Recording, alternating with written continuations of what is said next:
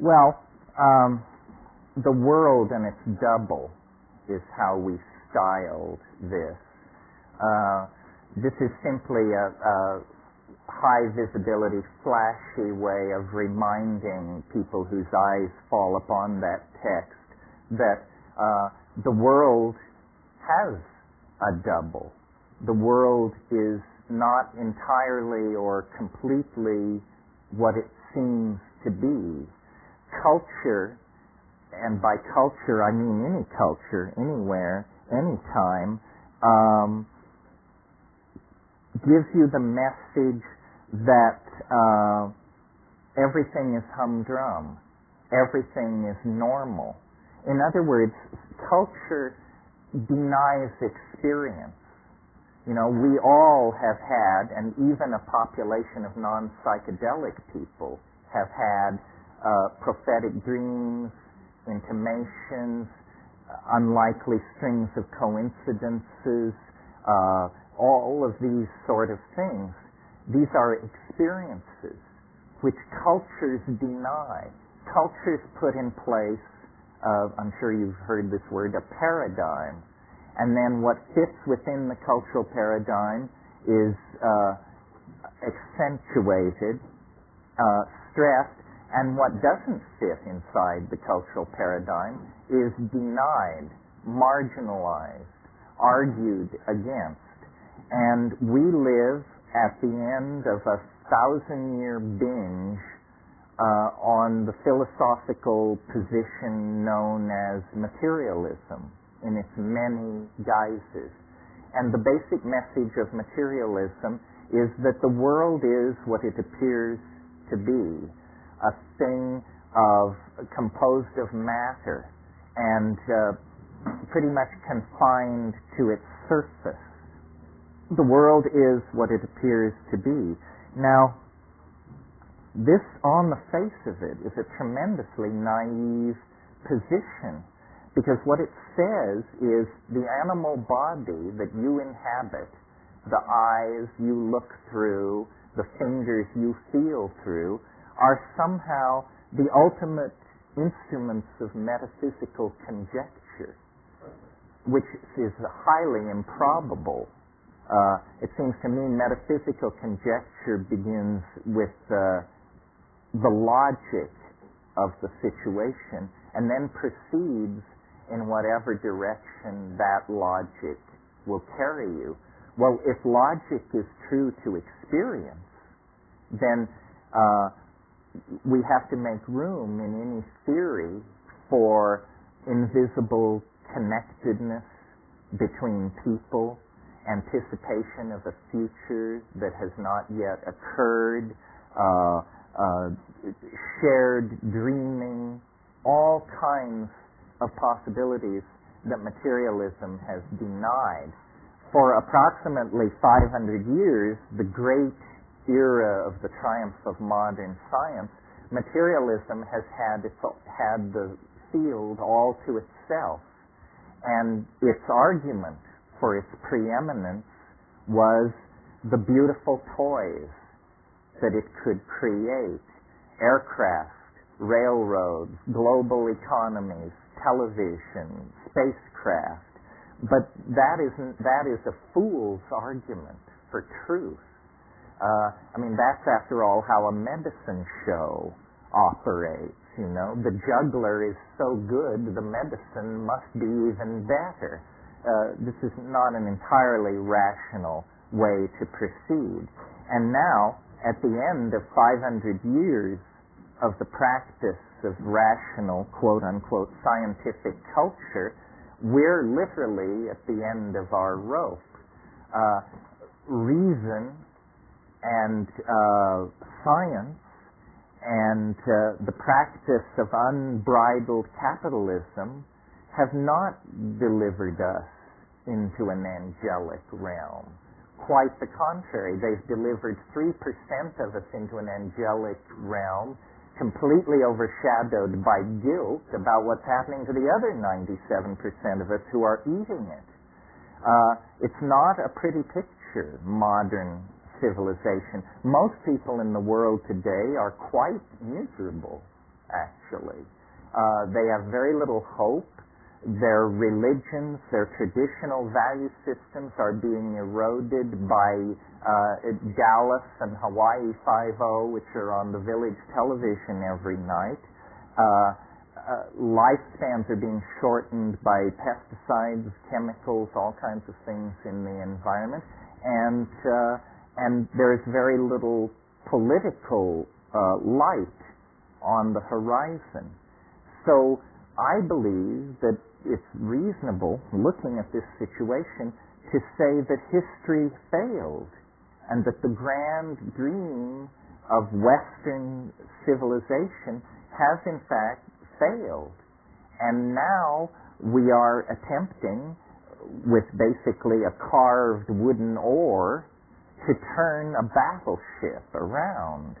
And it's a very frustrating undertaking. The momentum for catastrophe is enormous in this situation. But it's not 100% certain that catastrophe is what we're headed for, because we are not 100% unconscious. There are people struggling to figure out how to control population, struggling to figure out how to balance the relationship between the masculine and the feminine, struggling to bring amelioration of hunger and disease to various parts of the world. So we're in essentially a tragic situation. A tragic situation is a catastrophe when you know it, you see. And part of the Western impulse has been to subjugate all other cultural styles to our own. And this has taken the form of actually swallowing and digesting Native American culture. The ethnicity of European culture has been replaced by the megaculture of Nouveau Europa, whatever that means.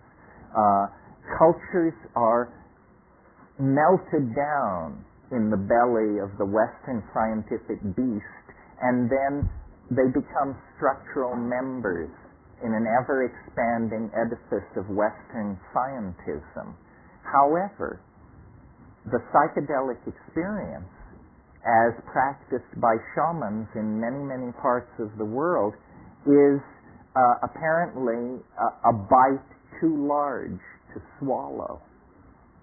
Psychedelics arrived on the Western agenda only about 100 years ago, when German chemists brought peyote to Berlin and extracted mescaline. And for the next 50 years, up until about 1945, 55 years make it, very little happened. Mescaline did not, though it was taken by Havelock Ellis and William James and F. Weir Mitchell, and it did not spawn a craze. It did not influence large numbers of intellectuals particularly. Then in the 40s, LSD was discovered. In the 50s, DMT and psilocybin were discovered. And then in 1966, all these things were made illegal. There was no real opportunity for Western science to grapple with these things before they were decided to be too hot to handle, made not only unavailable to people such as you and I, ordinary people, but taken off the agenda of scientific research.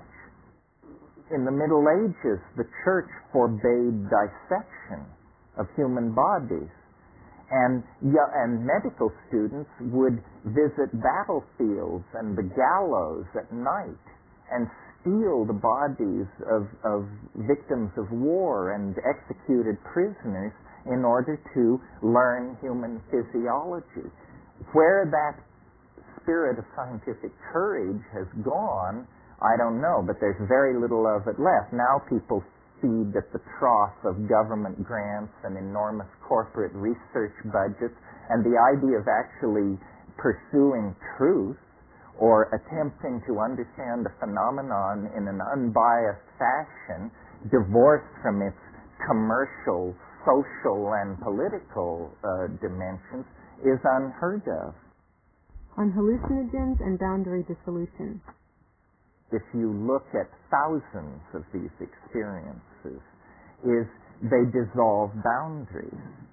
They dissolve boundaries between you and your past, you and the part of your unconscious you don't want to look at, between you and your partner, between you and the feminine if you're masculine, and vice versa, between you and the world.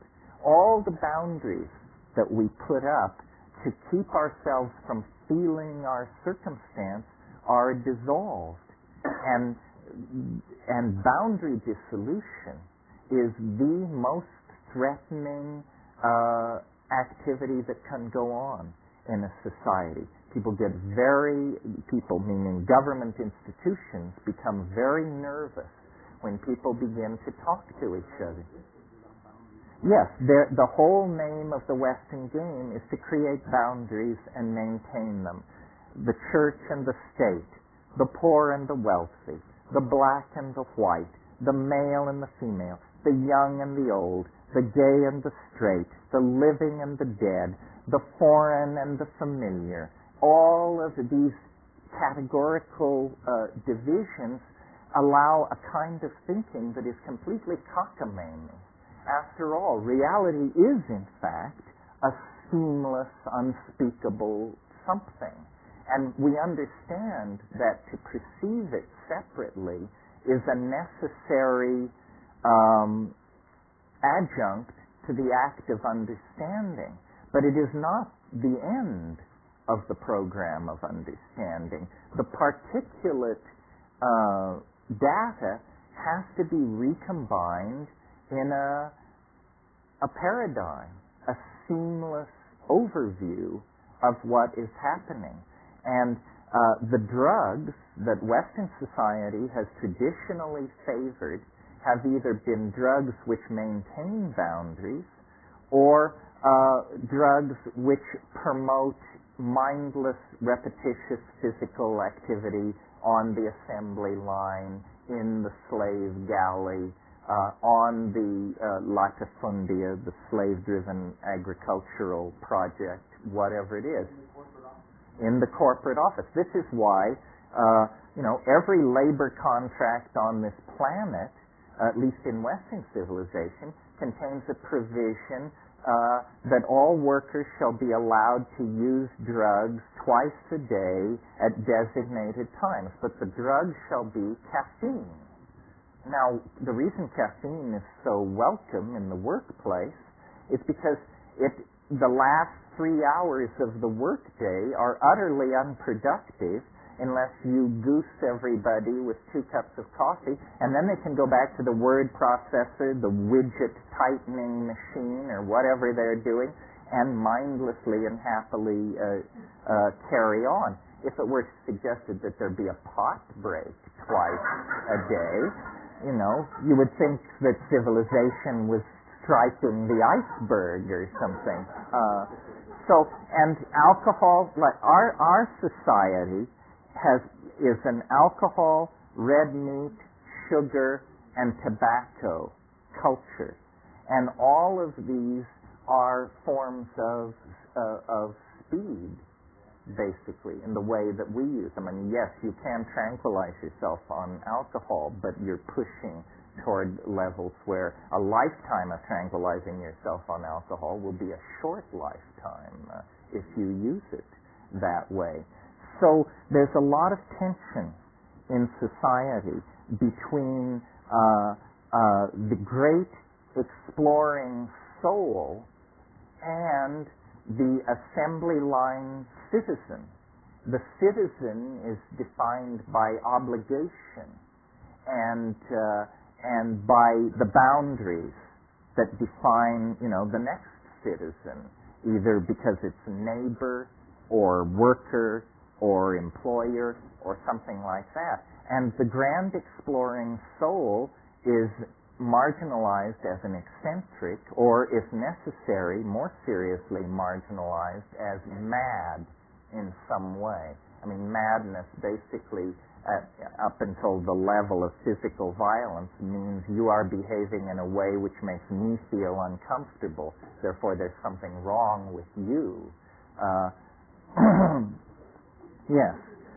So this now it's interesting, and this is one of the points that's dear to me. I mean, they arrive in different orders each time, but I think of history as a kind of mass psychedelic experience, and the drug is technology.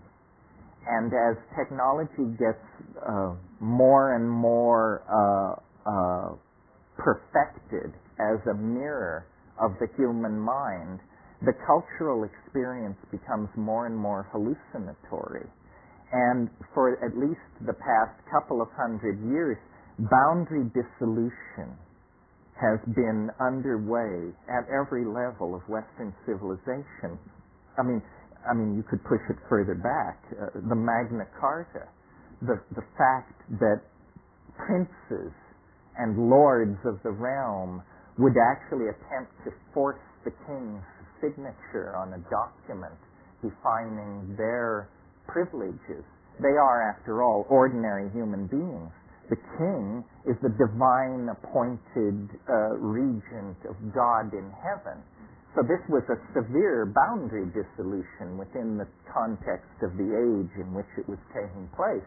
They were actually saying, you as Christ's representative on earth should cede some of this omnipotence to us, mere mortals suspended in the political process. Well, that leads then to broader demands for human rights, for the idea that a permanent and large segment of society kept in permanent poverty is unacceptable. We got rid of debtors' prisons and things like this. As the collectivity of our humanness becomes an intellectual legacy for all of us, there is a dissolving of boundaries of race, class, status, language, so forth and so on. And the whole of the 20th century has seen a massive acceleration of this. The breakdown of the Soviet Union was in fact simply, it was even so described, the lifting of the Iron Curtain, meaning a membrane has suddenly disappeared, and more of these membranes are disappearing. And what is emerging then is a more and more psychedelic experience, meaning a sense of acceleration of information flow, a sense of rising ambiguity about what it all means.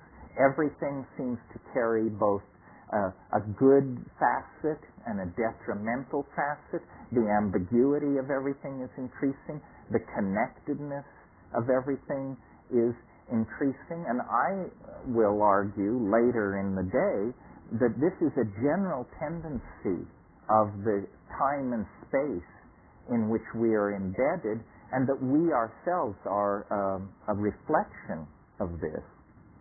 Where is life carrying us? What is this all about? Is it carrying us toward extinction so that the rest of nature can heave an enormous sigh of relief and then get back to the business of nest building, mating flights, and oviposturing, and whatever it is that they're doing out there? Or is it carrying us toward some kind of a transition? If you look back through the history of life, which is a long history, I mean, it reaches back 1 billion years, every advance happens suddenly, unpredictably, and in a very short period of time.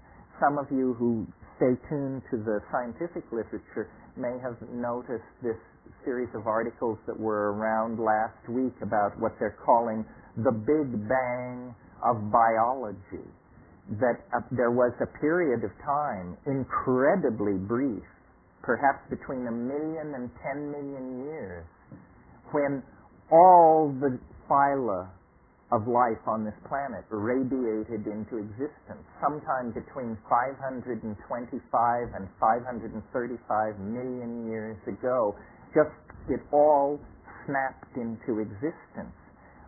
The episode in which life left the sea is a similar, highly confined transition event. People recently have written about what they call punctated or punctuated evolution. Evolution is not apparently a slow curve of unfoldment. It is instead a series of equilibrium states punctuated by violent fluctuations in between, and then a new equilibrium state. So history, I believe, is not an aberration any more than leaving the sea could be called an aberration of marine existence. I mean, obviously it is not marine existence, and obviously we are not living in the same world as groundhogs and hummingbirds psychologically. But leaving the sea did not represent an ontological transition. It represented an extremely dramatic shift of modality. And this is what history is. History is characterized by its brevity, for one thing. I mean, we have packed more change into the last 10,000 years than the billion years which preceded it. I mean, and yet as entities, as animals, meat, we have not changed at all in 10,000 years. If you were to go back to that era, the people would be exactly like people we see today. They wouldn't be so racially heterogeneous because the great gene streamings and migrations that characterize history had not yet taken place. But essentially, perfectly modern people. Well, then history is apparently, if we view it as a process that nature tolerates, if not encourages, then history is essentially, apparently, important enough to to jeopardize the stability of all the rest of the natural ecosystemic world. It's as though nature is saying we are willing to place the entire planetary ecology in danger for 50,000 years in order for the opportunity to be explored of language using, technologically expressing intelligence, carrying all of life to the next level. And it's a terrifying enterprise because apparently to carry life to the next level, tremendous intellectual sophistication is required about the release and control of energy. The problem is, energy can be used to destroy as well as build. So as the human enterprise has moved toward greater and greater power and ability to manipulate the environment, the stakes in the cosmic game have risen. And now what we have is approximately $100 billion sitting in the center of the crap table, and one roll of the dice more, and we're going to either win it or lose everything. Because intelligence, if we fail, will never again reach the kind of levels on this planet that we have reached. Why? Because we have extracted all the available metals near the surface of the earth. An evolving species following after us will find the earth strangely depleted of usable materials down to the 1,500-foot level. And so intelligence coming beyond us will find it just does not have the resources to make the leap to technical civilization. So it's beginning to look like a one-shot deal. And the psychedelics are in there for two reasons. First of all, because they allow us as individuals to break out of the flat cultural illusion and to rise up and look at this situation. So it's for us a tool to understand our predicament. But the psychedelics are also what has driven this circumstance to arise, in part, because what psychedelics do, and I think this isn't too challengeable, is they catalyze imagination. They drive you to think what you would not think otherwise. Well, notice that the enterprise of human history is nothing more than the fallout created by strange ideas. You know, let's build a pyramid, let's build a windmill, let's build a water wheel, you know, and then empires, philosophies, religions arise in the wake of these situations. I've argued in the past, and I'm going to try not to repeat it here today because I think you've all heard it, but I will just mention it in a sentence or two, that the critical catalyst propelling us out of the slowly evolving hominid line and caused us to take an orthogonal right-hand turn into culture, language, art, yearning, probably was the inclusion of psychedelic plants in our diet during that episodic moment when we went from being fruitarian canopy dwellers to omnivorous pack-hunting creatures of the grassland. And it was the inclusion of psilocybin in our grassland diet that caused us to discover that there is a mind, and you can perturb it. I mean, think about, I don't think you could discover consciousness if you didn't perturb it, because, as Marshall McLuhan said, whoever discovered water, it certainly wasn't a fish. Well, we are fish swimming in consciousness, and yet we know it's there. Well, the reason we know it's there is because if you perturb it, then you see it, and you perturb it by perturbing the engine which generates it, which is the mind-brain system resting behind your eyebrows. If you swap out the ordinary chemicals that are running that system in an invisible fashion, then you see it's like dropping ink into a bowl of clear water. Suddenly the convection currents operating in the clear water become visible because you see the particles of ink tracing out the previously invisible dynamics of the standing water.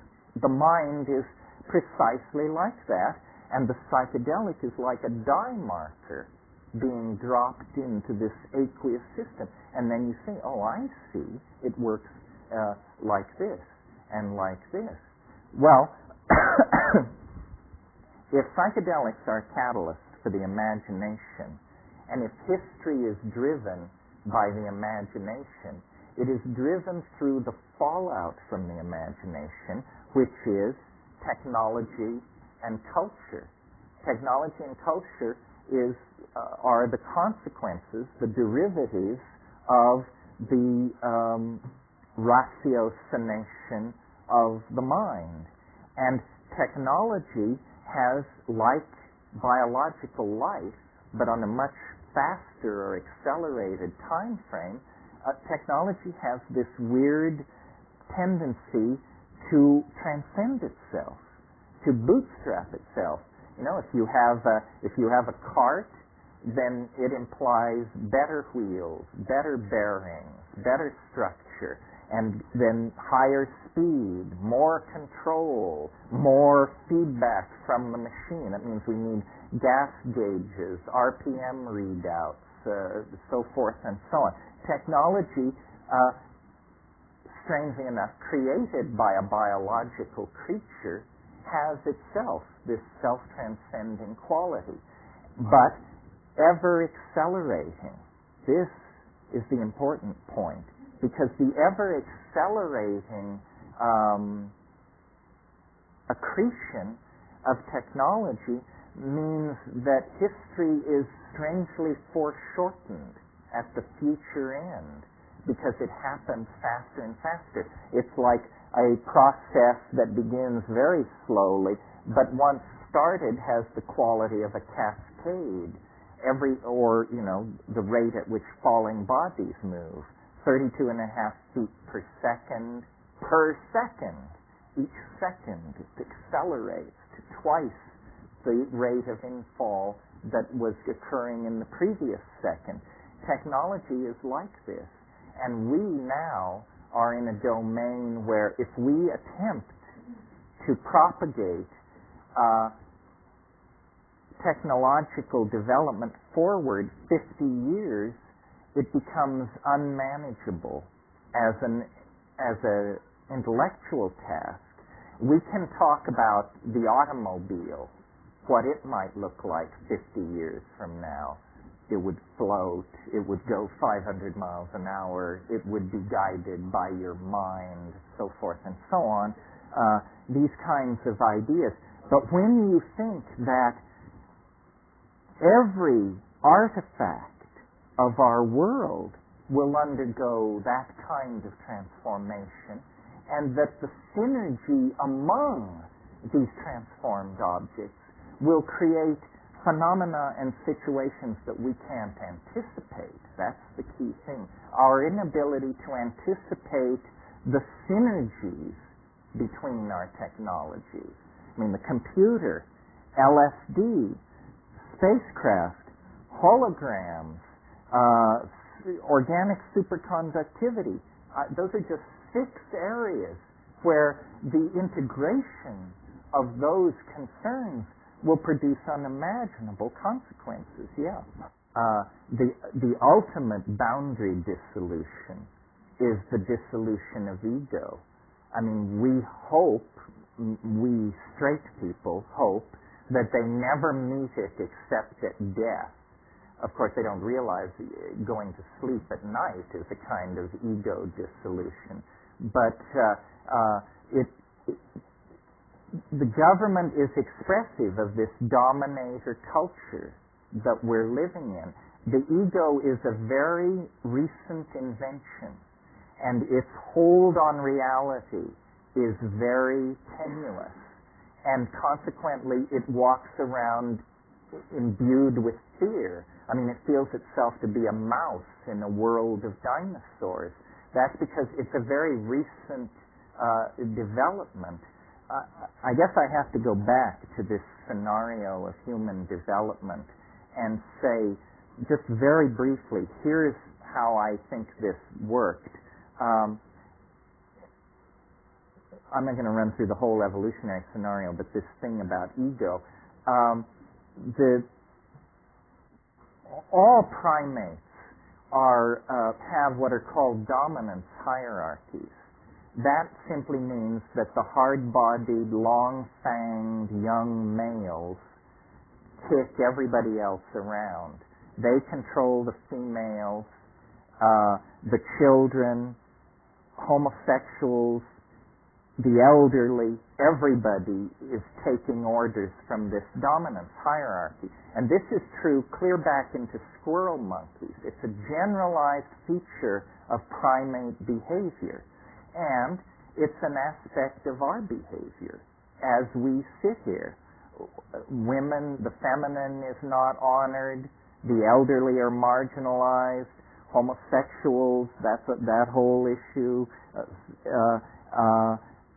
Many of our social and political ills stem from this attitude. Well, but you see, I believe that when we left the trees and admitted psilocybin into our diet, that it has the effect of dissolving boundaries and making this maintenance of a dominance hierarchy very, very difficult. First of all, the key on one level to maintaining the dominance hierarchy is monogamous pair bonding.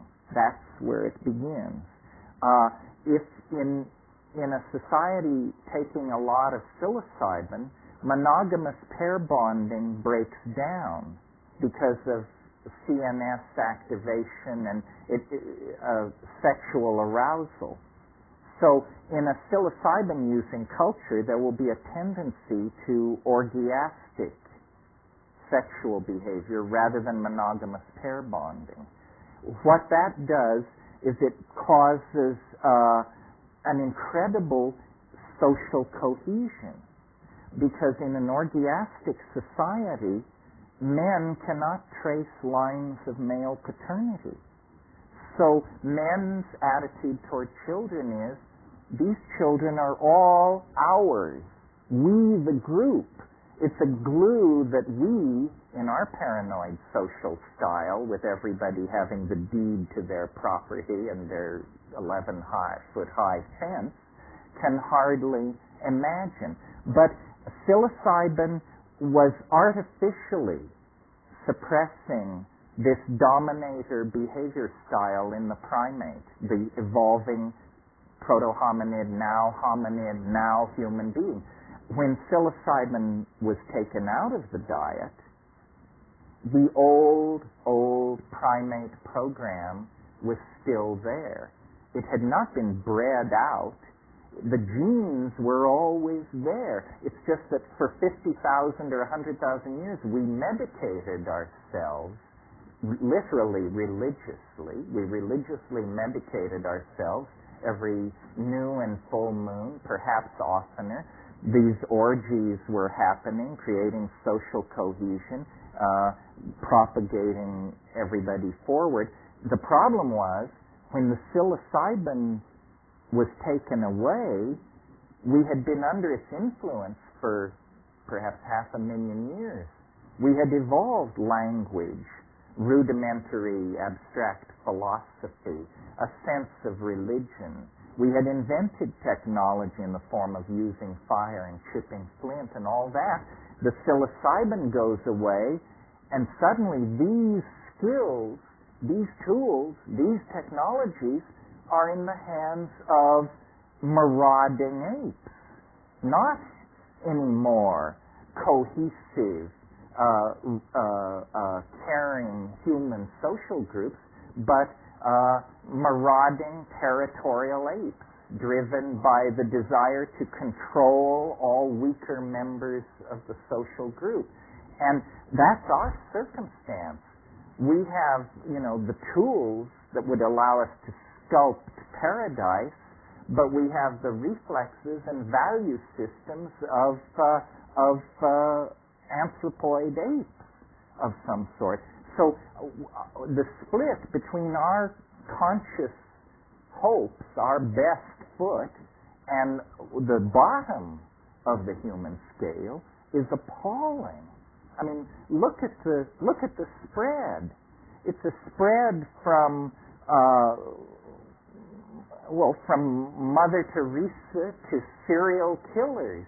I mean, you don't get serial killers in the chipmunk population or the grasshopper population. I mean, these animals are not so set at variance with their basic nature that these kinds of pathologies can erupt. We, on the other hand, are half angel, half pack-hunting killer ape. I mean, we're an object fetish society. I mean, our entire psychology is characterized by a profound discontent. That's what we're about. It doesn't matter. No matter what's going on, after a little while, we get restless and move on. Other animal species are embedded in a kind of world of endless genetic cycling. No fox grows bored with hunting. And yet our thing is a profound dis-ease.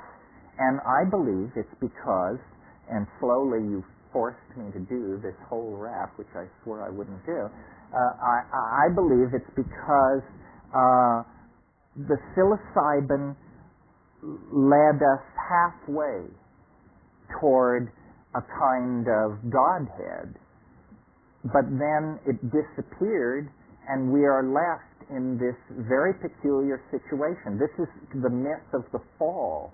You know, we are half angel, half beast, and these two natures are united in every one of us. And when you take psilocybin, you feel generally a great sense of community, an ascent to a higher level. If you completely restrict your intake of intoxicants of any sort, then you get the teetotaler type personality, which is characterized by incredible smugness, limited intellectual horizons, and an unbearable aura of self-congratulation that makes it pretty hard for the rest of us to put up with. Yes, yeah. See, here is the final piece of this evolutionary key.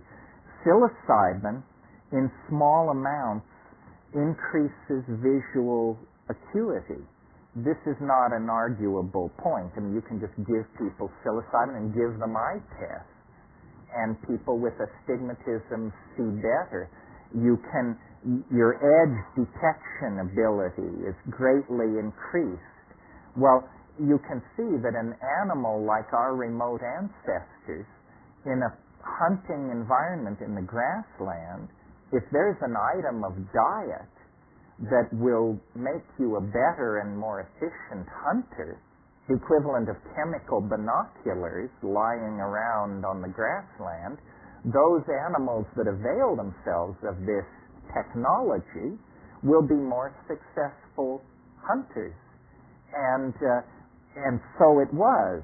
Psilocybin animals using psilocybin were more successful at raising their offspring to reproductive age.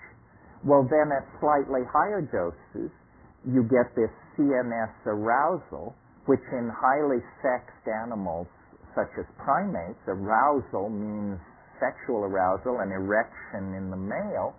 So then and without the overwhelming influence of Christian ethics to guide their behaviors, I'm sure these organisms simply flopped in a heap and sorted it all out later. So that's the middle range of the dosage. Low dose, success in hunting.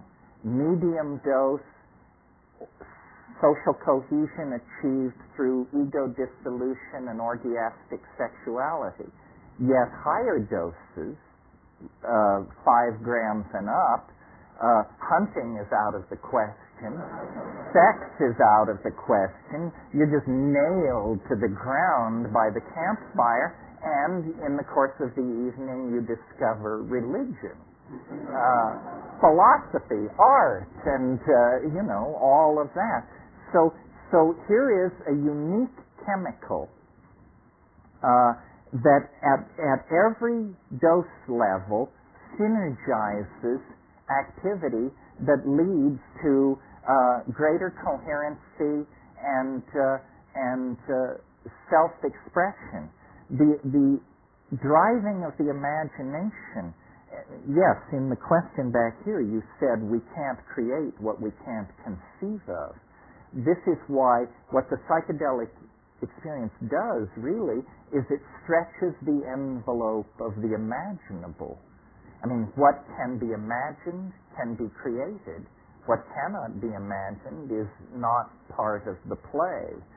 So psilocybin really was a stimulant for the production of intellectual product in the form of songs, rituals, dances, body painting, abstract ideas. All of these things are what we are most unique. Well, that's how it seemed to me. It seemed to me culture is a shabby lie, or at least this culture is a shabby lie.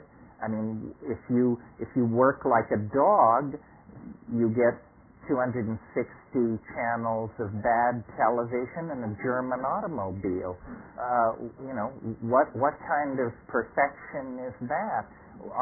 We have our secular society. Religion is completely devalued, and consumer object fetishism is the only kind of worth that we collectively recognize. I'm sure you've all seen the T-shirt that says, "He," notice he, "who dies with the most toys wins." That is, in fact, the banner under which we're flying here. And the level of unhappiness is immense. I mean, the level of unhappiness among the poor, they've always been miserable. But we've managed to create something entirely new in human history, an utterly miserable ruling class. I mean, there seems no excuse for that. Well, I guess this leads us to a subject worth talking about, which is it's very important to talk to the state or the substance, or if you don't talk to it, it won't talk to you. It follows the rules of ordinary etiquette, and it does not speak to strangers. But if you will say to it the simplest thing, like, "Hello?" then it will say, "Hello." And say, "Is someone there?" It says, "Yes, ready and willing, what's up?" But if you don't speak to it, it won't do that. That is, to my mind, the strangest property of psilocybin is this speaking in English business. I mean, LSD doesn't do that. Ayahuasca doesn't do that. Psilocybin does, for some reason. This is not my illusion. Nearly everybody who's spent time with it has commented on this. On DMT, you see who you hear on the mushrooms. On the mushrooms, you almost never encounter something that you can see. You see hallucinations, but you do not see the author of the data stream that's saying, "Did you know? I'll bet you did know," the standard form of address. But on DMT, they come bounding out of the woodwork. The strangest things happen on DMT, the most intense, and you can remember them. DMT is not like a psychedelic drug in the sense that you're getting into the contents of your hopes, memories, fears, and dreams. It's much more like a parallel continuum. It's much more as though you've broken through to some alien data space. One of the most puzzling things about DMT is it does not affect your mind. It simply replaces the world 100% with something completely unexpected. But your relationship to that unexpected thing is not one of exaggerated fear or exaggerated acceptance, as in, "Oh, great, the world has just been replaced by elf machinery." Your reaction is exactly what it would be if it happened to you without DMT. You're appalled. You say, "What happened?" Because you don't feel your mind moving. You just see that the world has been replaced by something that you could not have even conceived of or imagined before. And these entities, these things which look like dribbling, self-dribbling jeweled basketballs, something that the NBA might take an interest in, you see them, and they present themselves to you. They use language to condense visible objects out of the air. Now, I don't know why they're doing that. I mean, perhaps on one level, I assume that they're trying to teach you to do that. On another level, they seem to be giving a demonstration of the fact that reality is made of language. They're saying, if you don't believe reality is made of language, here, I'll make you one. And then blibbledy-blibbledy-blip, and there it is, and they hand it to you to be passed around in, slack-jawed amazement among the human beings. This technology that they possess of these objects made of gold and emerald and chalcedony and agate that are morphing themselves even as you look at them are technological dream come true. I mean, the lapis as elf excrescence or something like that. And why they are there, I don't know. And it's, many, many questions. Where are they when you're not stoned? Do they have an autonomous existence somewhere? Or do they spring into existence a microsecond before you encounter them? Are they rooted in the dynamics of your psyche? Or are they no more rooted in the dynamics of your psyche than the World Trade Center? It's not clear. I mean, I think I mentioned at some point, just briefly, that the archetype of DMT is the circus. These things are clowns at one level. They're clowns. I mean, when you think of the circus, it's a very complex archetype. The circus is for children. It's a delight. But then, and you take a child to a circus and there are 3 rings and absurd clown antics going on. But then you lift your eyes up to the top of the tent, and there the lady in the tiny spangled costume is hanging by her teeth, working without nets. It's about Eros and death. I think my first awareness of Eros was being 3 or 4, and these women in these tiny costumes spinning around and realizing, if she falls, she dies. And then away from the center ring and all this action, there are the sideshows, the goat-faced boy, the thing in the bottle, the Siamese twins, and Fuzzy Charlie. All of that is also very DMT-like. It really is the archetype of the circus. I can remember when I was a kid in this small town in Colorado, every year at the 4th of July, the carnival would come to town for a week and set up, and we anticipated it throughout the year. But as soon as the carnival came to town, then you couldn't play outside after 9 o'clock at night because carny people are different, we were told. And, their means of support, sexual proclivities, and choice of intoxicants might have run counter to this Midwestern Catholic mining town I was in. And so then there's this sense of the disruption, the danger, the drama, the interest, the fun, and then they go away and life is as if they had never been there at all.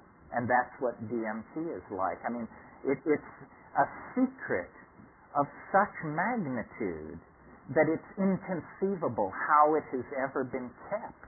Because, in a world where information was fairly weighted, we would spend as much time talking about DMT as we spend talking about, the West Bank or something. And as you see, by studying our newspapers, DMT is rarely, if ever, mentioned. I mean, never would be a good rule of thumb. The Western mind is very queasy around these experiences that cast into doubt its cherished illusions about how reality is put together. And when you get to DMT, you have hit the main vein. I mean, I hold it in reserve as the ultimate convincer. I mean, that's for there are these people running around, who say, oh, you people who are into drugs, give me a good branch whiskey and a little TV. I think you're deluding yourself. Say, do you? Well, have you got 5 minutes to invest in this proposition, my cheerful friend? Because if you do, have I got news for you. It also seems to me, considering the fact that DMT is a naturally occurring neurotransmitter, that you return to the baseline of consciousness in 15 minutes, that it's utterly harmless. What's the matter with our critics? Why are they so phobic of it?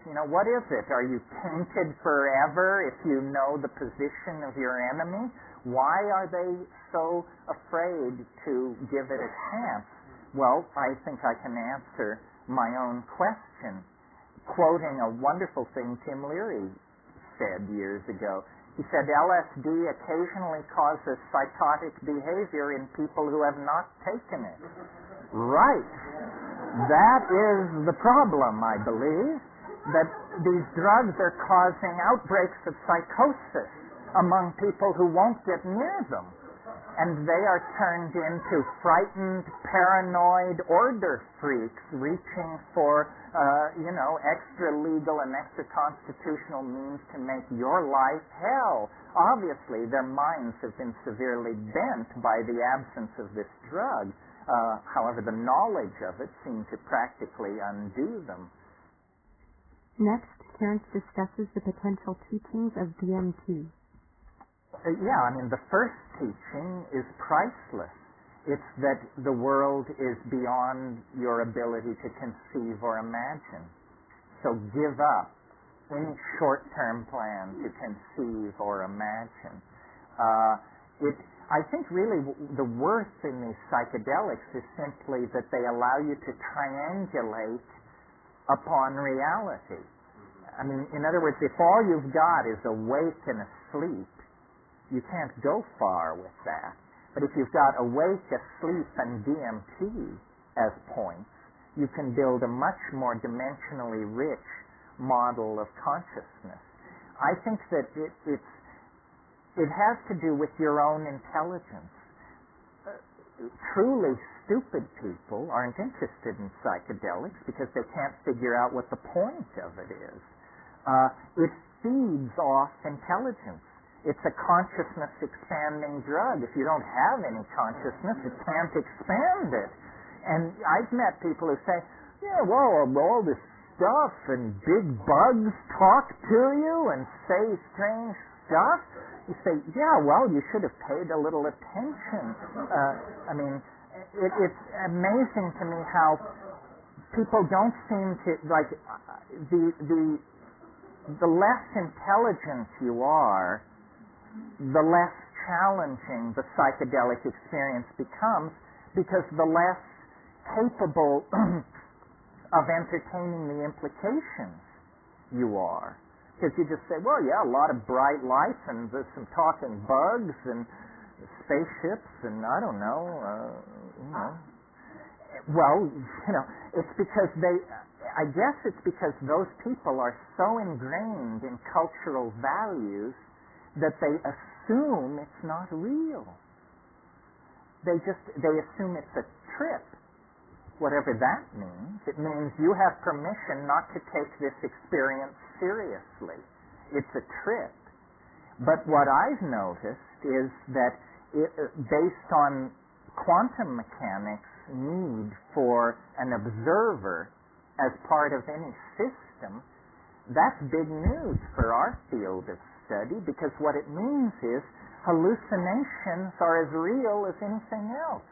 A hallucination is not like a Chevrolet, but on the other hand, a Chevrolet is not like a hallucination. Why should we demand that these things co-map over each other? A hallucination is a species of reality, as capable of teaching you as a videotape about Kilimanjaro or anything else that falls through your life.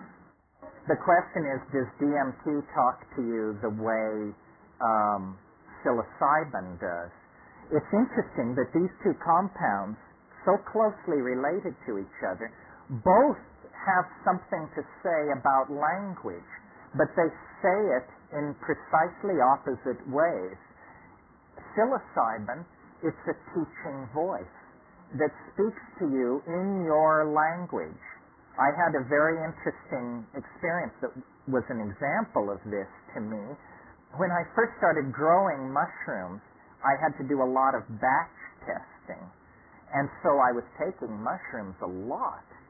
And I would get into these places with it where it would say, da-da-da-da-da-da-da-da-da, says, da-da-da-da-da-da-da-da, says. It would make these declarative statements, and then it would always put the word says on the end of the sentence. I thought, weird, but what do you expect of a talking vegetable? What's weird and what isn't? So then I heard Watson's publication called Maria Savina and her Mushroom Velada. It's a set of 6 tapes of a mushroom session that Maria Savina did in 1956. So here is Maria Savina raving in Mazatec, and it's going along like this. Da-da-da-da-da-da-da-da-da, da-da-da-da-da-da-da-da-da, and I looked in the interlinear translation. Means says in Mazatec. So she's hearing it in Mazatec, I'm hearing it in English. So that's what psilocybin is capable of. What happens with DMT is it doesn't speak to you in English. It speaks to you in Elfish, and you understand. And under sufficiently hyped up conditions, you are able to reply. In other words, psilocybin pushes your brain state towards some kind of spontaneous glossolalia. And I think that this probably is mixed up with the generation of language itself. Because what happens on DMT, on high-dose DMT, is these machine elves, these dribbling basketball things, they use this musical sing-song language to make objects, which they then show you. They're like machines or animals or crystals or crosses between, consomme and something else. They have these opalescent depths. They're neither matter nor mind, neither solid nor liquid, but they make these things and set them loose in this environment, and these things themselves are emitting language and making other things. So they make machines which make machines. Everybody's chattering, squeaking, crawling over each other, clamoring for your attention. And what they're trying to do is to get you to produce this glossolalia. For some reason, which I cannot imagine why, when you're stoned and you do the glossolalia, it's an incredibly pleasurable experience. But so might be eating an orange or having sex if you were to do it at that moment. You can't tell, but you can make this funny pseudo-linguistic stream of syllables that's very, very satisfying. And, it has a bit of art in it. I think probably we invented language long before meaning, and that it was some very practical person who got the idea that the music could have words, and that before that it was simply verbal amusement. After all, the most readily at hand musical instrument is the human voice. I think that language as we practice it this afternoon in this room is an uncompleted enterprise. That language wants to be visual. It is in transition. Remember, it's from the silence of prehistory to the visual language beyond the eschaton, and the overlapping of silence and visual language gives you audio language. The more perfect logos would be beheld This is what Philo Judaeus taught. And considering that many of these psychedelic compounds involved in the language phenomena, like DMT and harmine and harmaline, these all occur as part of human metabolism, ordinarily. And I think that it's possible that we are on the cusp of an evolutionary transformation of language having to do with an actual change in our physique, in our genetic output. Because why is it that monoamine oxidase inhibiting compounds like harmaline, specifically 5-methoxy-tetrahydroharmalan, occurs in the pineal gland and is the pineal gland has always been thought of as somehow connected to the soul. It was the seat of the soul for Descartes. And I think that maybe what history is the rather muddled situation that occurs in an animal species while it perfects a true language. And that we are not there yet, folks, because a true language is beheld. I think that the real nub of what we're trying to get at here is that the world is mental in some way that we do not yet understand, but that which we're edging toward understanding. And the world is made of language. I can't say that enough. And so whenever we get into these discussions about reality or effects in space and time, we are operating outside this assumption that the world is made of language. If the world is made of language, it's very hard to figure out just where the edge of it is. I mean, do we really need to believe in the existence of distant galaxies like NGC 245 if, in fact, the world is being produced in the human cerebellum as a phenomenon of language? What exactly is the ontological status of these distant parts of the universe that register only as the faint tracings on our instruments, then interpreted through the fishy fiat of a bunch of stacked up theories and formulas? I mean, did you know that the entire universe of radio telescopy, radio telescopes were invented around 1950. They've been used to build up our entire picture of the universe. Did you know that if you took all the energy that has fallen on all the radio telescopes on this planet since the invention of radio telescopy, that it would be less energy than is generated by a cigarette ash falling a distance of 2 feet? So that's where your data sample is coming from, that you've built up this model of exploding galaxies and colliding quasars and mega this and mega that. I mean, it's pretty flimsy stuff, folks, compared to the meat of the moment in which we find ourselves. Now, magical philosophies, which have about 50 to 100,000 years under their belt, as opposed to science, which goes back to the Renaissance, magical philosophies have always claimed that the world is made of language, that the world is a thing of words. And if you know these words, you can take it apart and put it together any old way you wish. Our entire Western religious tradition begins with the incredibly cryptic statement, in principio et verbum et verbo caro factum est. It's fairly obscure even in English. In the beginning was the Word, and the Word was made flesh. What is this making the Word into flesh?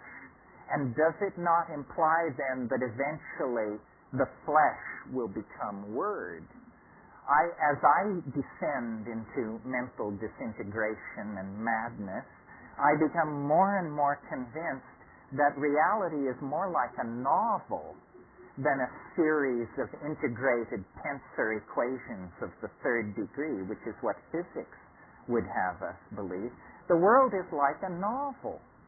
It's a novel in which you are a character, and there's dramatic tension, plot, resolution, tragedy, nobility, betrayal, the whole gamut of emotions and human possibilities.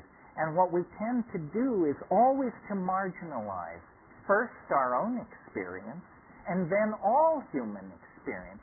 So our model of reality is that the universe is a zillion somethings that direction and a trillion somethings that direction. We are tiny and insignificant. Our star is typical, our galaxy is typical, everything is utterly humdrum, and there's nothing going on here at all. Well, this is an incredibly dreary and disempowering model of reality. I would rather believe that if, in fact, what the universe is a novelty-producing and conserving engine, and if we define novelty as density of connectedness, then guess what? The human neocortex becomes the center of the cosmic drama, because the human neocortex is the most densely ramified and connected material object known to exist in the universe. So after 1,000 years of human marginalization, suddenly through the injection of science, there is permission to believe that the cosmic drama really is about us, that we really do carry the load in this play, that this is a play about the career and preservation of novelty and complexity, and thus we are central actors in that drama. And hence, if something were to happen to us and our enterprise, the universe would be vastly impoverished by that loss.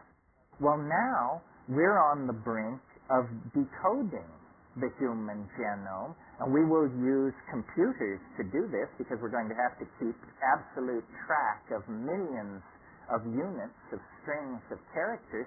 But the end result of this, I think, is that the flesh will be made word, and that we are textualizing our reality. And this may be what all these French people are screaming about, that we can't understand, the so-called deconstructionists, because they keep saying reality should be dealt with as a text. If you don't treat it as a text, you will entirely miss the point of it. Well, I've been thinking about this for a while, and first of all, my life is very strange, because when I hit the mushroom at La Chorrera in 1971, Interpol was looking for me. I had a price on my head. I had no money. I had blown my college education. I had no job skills. I had nothing.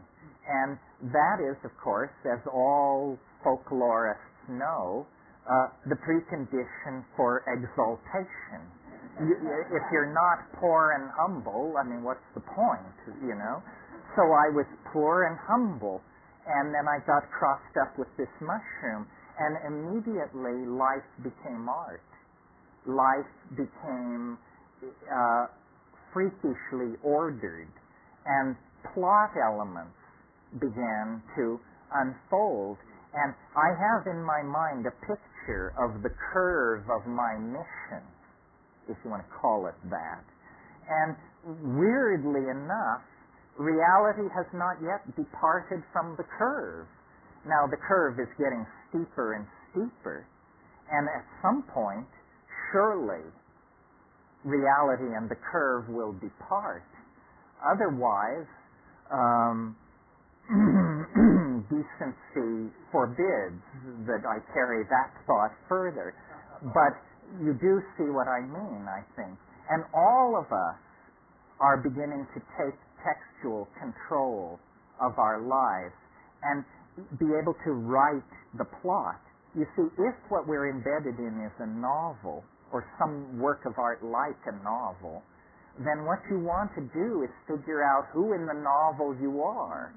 I mean, if your name is Joe Blow, is the name of this novel The Lives and Worlds of Joe Blow?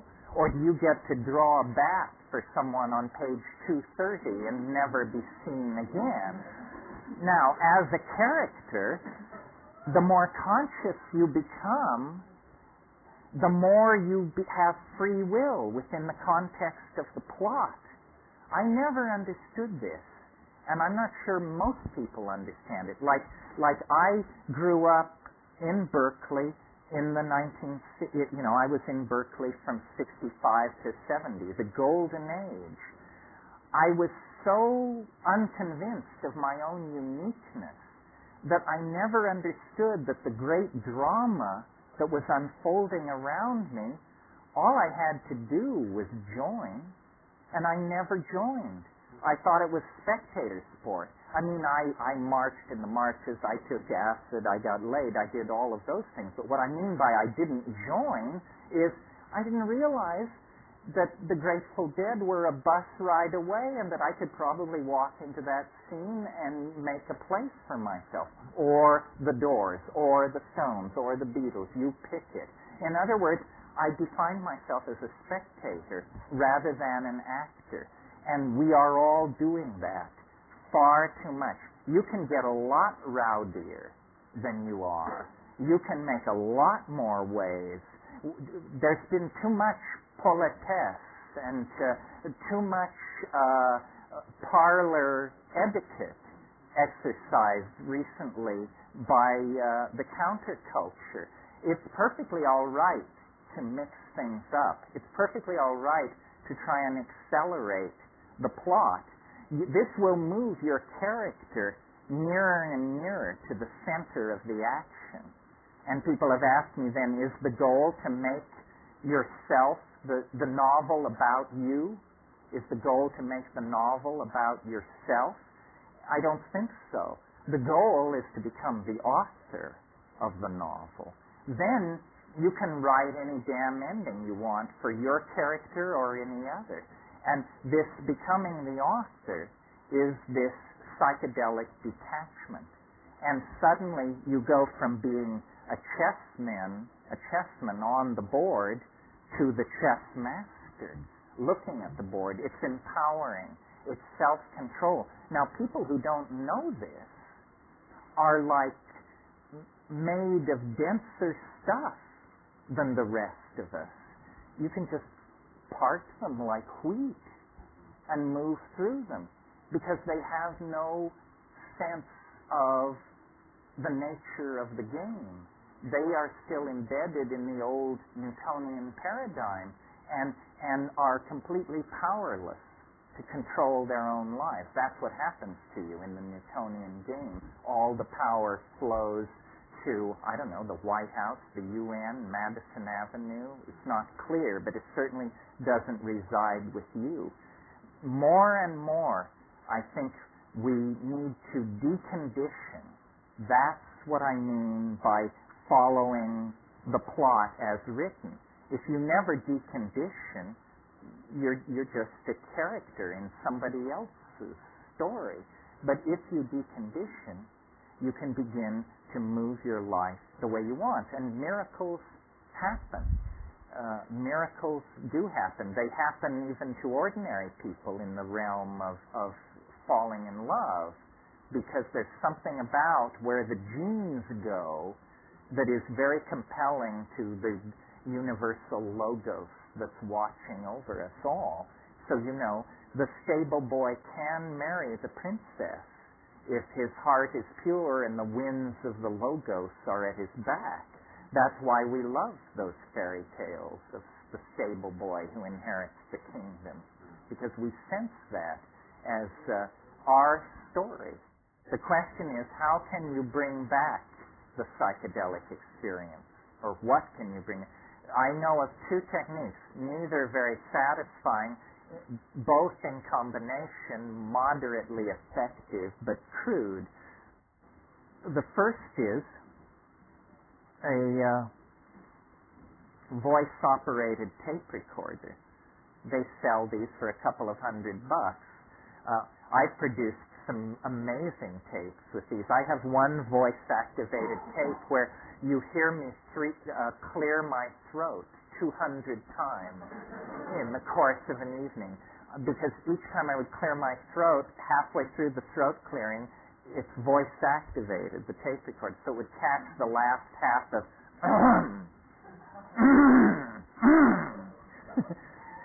however, if you have presence of mind sufficient to speak English, this would be a more informative record of your experience.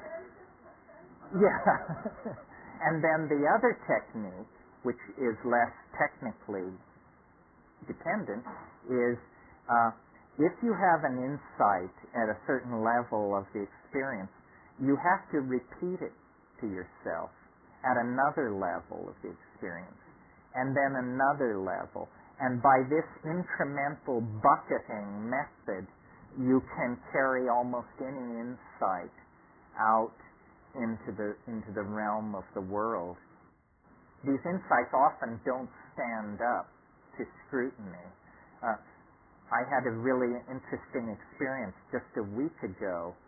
I'm sure you've all had most of this experience, but I finally had it all. It's the experience of having a dream, a very, very complicated dream, the subject of which is the universal secret, which if told would transform everything. It's the I've got it phenomenon, and usually what happens is you wake up and it's gone just before you get consciousness to get, and you say, my God, I understood everything. I had it down to a single statement. If I could articulate it, the world would never be the same. Well, this happened to me about a week ago, but by some miracle, I actually was able to hang on to the statement into consciousness. And I woke up and yelled this thing. My son was appalled. I mean, it was 6:30 in the morning, and I was able to get it out. I hope you're ready.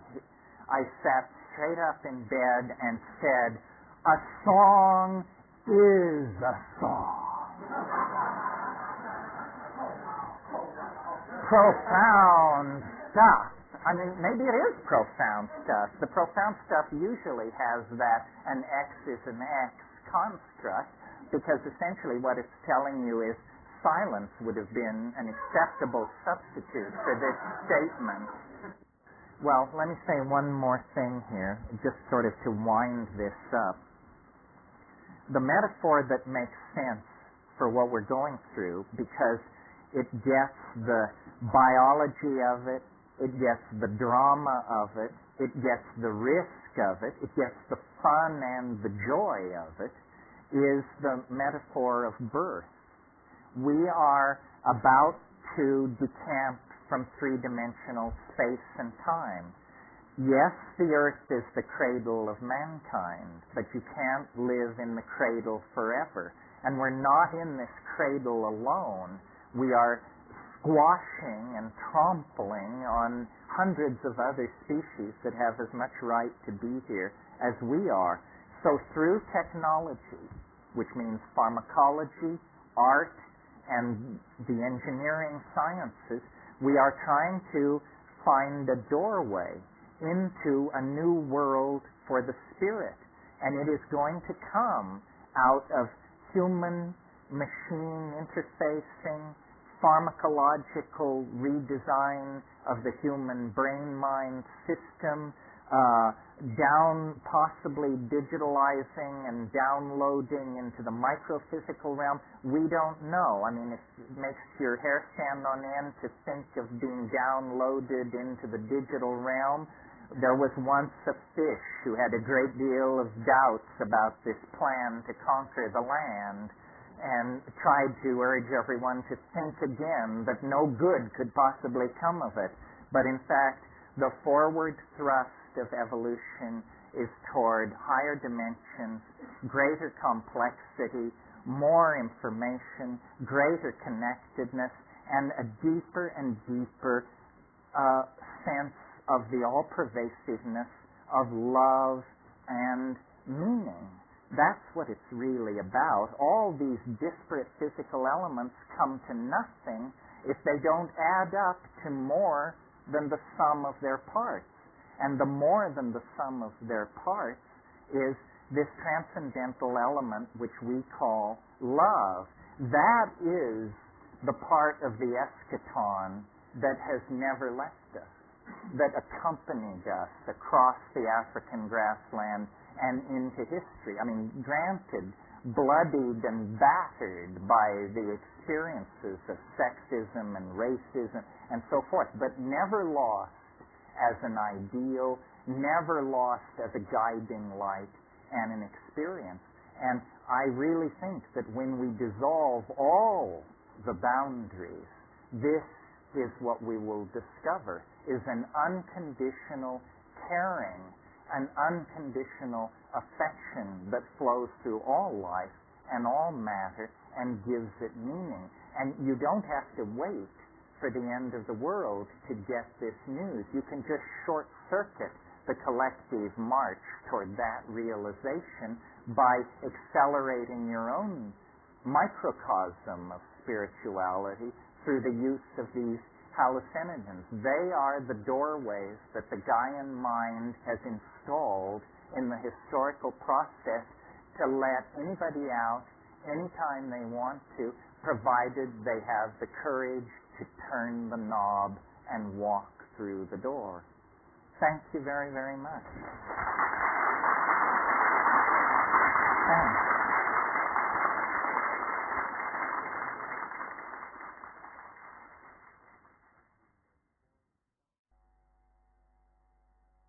I don't like the part of what I do that is a cult of personality. I don't like it that a white guy sits at the front of the room and pontificates. And I don't know if you've figured out this shuffle, but I have, and I know that I don't know anything more than you know, really. And that it's just a funny circumstance of fate that you sit and listen and I speak, because there are no experts, and there is only the integrity of doing and having done.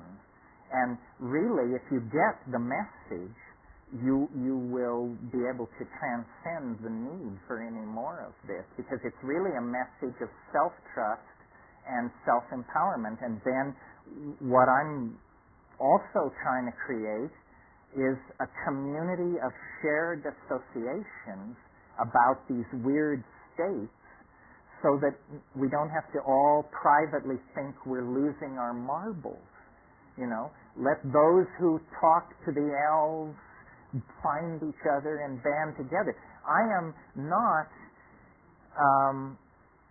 I am basically a scientist without portfolio, because no academic institution would ever trust me with a portfolio. But I move in the domain of the gurus, the channelers, the pontificators, and those with secret revealed knowledge from Atlantis and Lemuria. But I have contempt for all of that, whether it's true or not, because they got there the wrong way. You have to come through the rules of evidence and reason. Reason is not science. Don't confuse them. I'm very much a critic of science and the scientific method, but I don't think reason can be tossed out with that bathwater. What is being proposed here is that we're on the brink of the discovery of another world, a world as potentially transforming of our world as the discovery of the Western Hemisphere transformed European civilization in the 1500s. But the world that we're about to discover is inside the mind. It's mental real estate.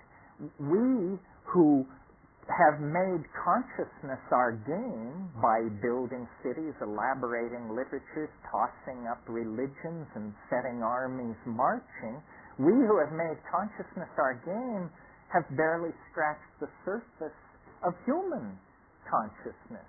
And it's not like we haven't had a crack at it.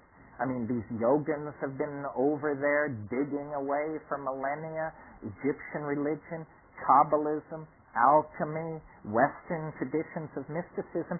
And I am a connoisseur of all that, don't get me wrong, but what astonishes me is how embryonic it all is.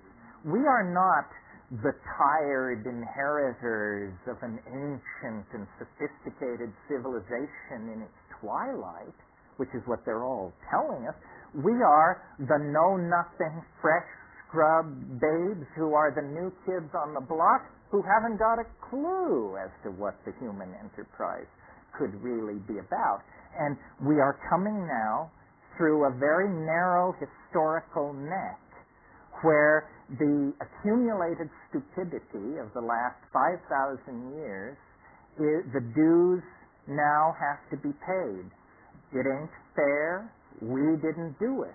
You know, we didn't bring the slaves from Africa. We didn't invent oligarchy. We didn't do all these things. Nobody's interested in our whining about how we didn't do it. It's in your face. And it's clearly a crisis of two things, of consciousness and of conditioning. These are the two things that the psychedelics attack.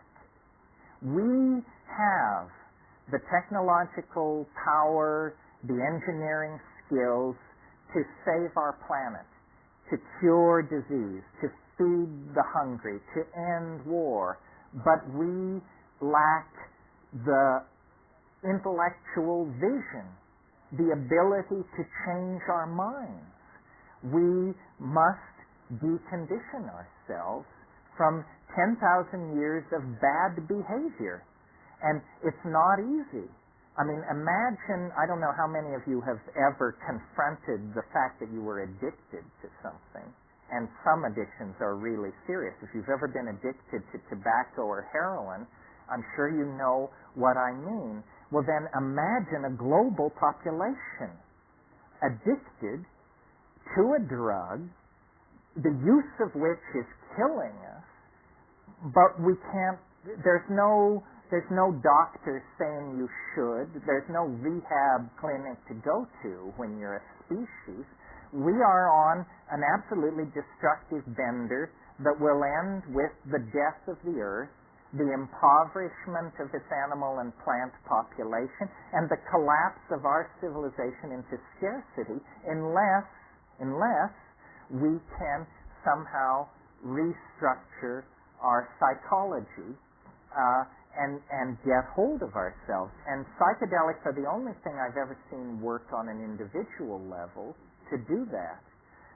In the early 60s, they were curing 75% of chronic alcoholism cases that they treated with LSD.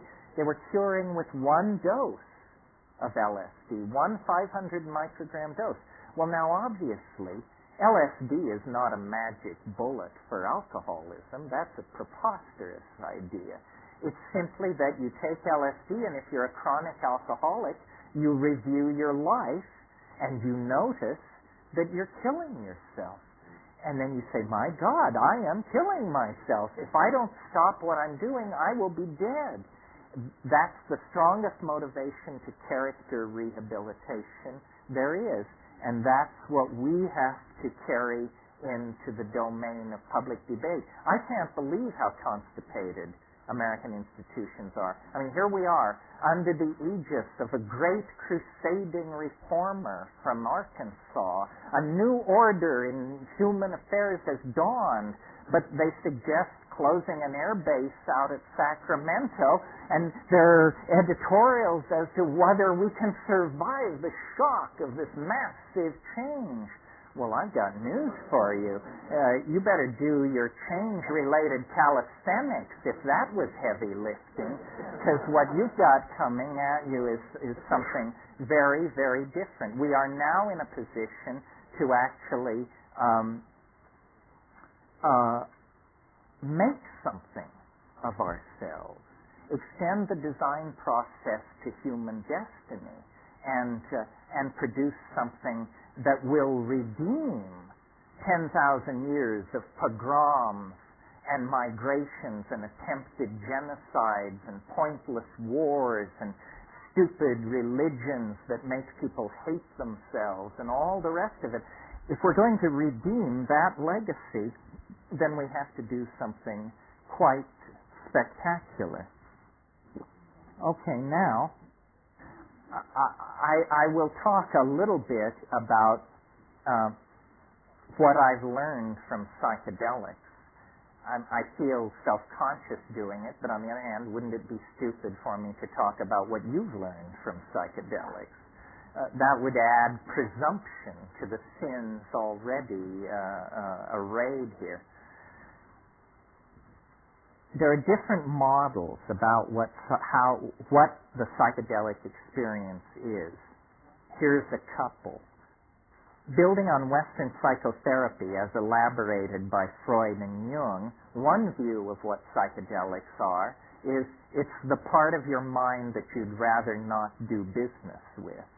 It's the memories of childhood neglect or abuse.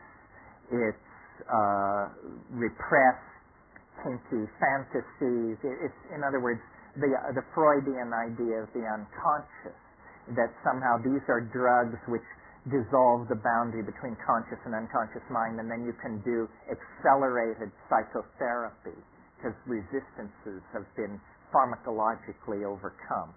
That's one model. It's good as far as it goes. It just doesn't go far enough. Then there's another model, which I would call the traditional or shamanic model. And it says the cosmos is a series of levels, and these levels are connected by vertical routes of access, which can be thought of as simply flights through space, or magical trees, or magical ladders. Anyway, there's an image of ascent. And ordinary people exist on only one of these levels. But a shaman is not an ordinary person. A shaman is a superhuman person who has the power of animal allies behind them, and they can go up and down in these elevators that move between levels, and they can therefore recover lost souls, see social hanky-panky, theft and adultery, see the causes behind that, see the causes behind disease, so forth and so on. That would be the traditional one. What I have concluded after 25 years of fiddling with this is that both of those ideas have a certain something to recommend them, but that they don't go far enough, and that we get more to the meat of this if we leave off psychological, the first explanation, or sociological, the second explanation, and actually go for something a little more formal, to wit, a mathematical model of what shamanism is. And what I mean by that is, let's think about what shamans do. They cure disease, and another way of putting that is they have a remarkable facility for choosing patients who will recover. They predict weather, this is very important. They tell where game has gone, the movement of game, and they seem to have an paranormal ability to look into questions, as I mentioned, who's sleeping with who stole the chicken, social transgressions are an open book to them. Well, thinking about this from a mathematician's point of view, an all-encompassing explanation that would explain how all these magical feats are done is simply to suppose that the shaman is somehow able to project his consciousness, his or her consciousness, into a higher dimension not metaphorically, as in Sylvester Stallone has many dimensions, not metaphorically, but literally, as in 1 dimension, 2 dimensions, 3 dimensions, and 4. Because if you could move into the 4th dimension, the dimension orthogonal to Newtonian space-time, seeing what the weather is going to be next week is as easy as seeing what the weather is now. Seeing where the game went is as easy as seeing where the game are. Knowing who stole the chicken is simply defined by looking to see who stole the chicken. And I have noticed that all of biology, not simply shamanism within the context of human society, but all of biology is, in a sense, a conquest of dimensionality. That as we ascend the phylogeny of organic life, what animals are strategies for conquering space-time. And complex animals do it better than simpler animals. And we do it better than any complex animal. And we 20th century people do it better than any people in any previous century, because we can bind data in so many ways that they couldn't, electronically, on film, on tape, so forth and so on. So the progress of organic life is deeper and deeper into dimensional conquest. Well, from that point of view, then, the shaman begin to look like the advance guard of a new kind of human being. A human being that is as advanced over where we are as we are advanced over people 1 million years ago. Because we have, very elaborate strategies for coding the past. It's a dimensional conquest. So that's part of what I've learned about psychedelics. And I could have left it there, but I never do. I always want to bring more in under the umbrella of whatever metaphor it is that's being pushed. And what I have discerned is that time is actually speeding up. That the universe is not what physics tells us it is. Physics tells us that the universe is a physical system, an entropic system that was born in immense energy and chaos and will run down with a bang, with a whimper, not a bang, run down into heat entropy and dissipation. The psychedelic data on this is completely different. The psychedelic data says what that model left out was biology and mind. Now, biology, you might imagine, is a fairly ephemeral, recent, fragile phenomenon. It is not. The average star in this galaxy gutters out after about 700 million years. Not our star. We happen to have the good fortune to be around a very stable, slow-burning star. But there has been biology on this planet at least 2 billion years. 3 times the average life of a star. So biology is not some Johnny-come-lately epiphenomena. Biology is a phenomenon more persistent than the life of the stars themselves. And biology is not a static thing. A star evolving now is not greatly different from a star evolving 1 billion years ago. Biology doesn't work that way. Biology constantly changes the context in which evolution occurs. The way I have downloaded this into a phrase is the biological universe at least, is a novelty-conserving engine. Upon simple molecules are built complex molecules. Upon complex molecules are built complex polymers. Upon complex polymers comes DNA. Out of DNA comes the whole machinery of the cell. Out of cells comes simple aggregate colony animals like Hydra and that sort of thing.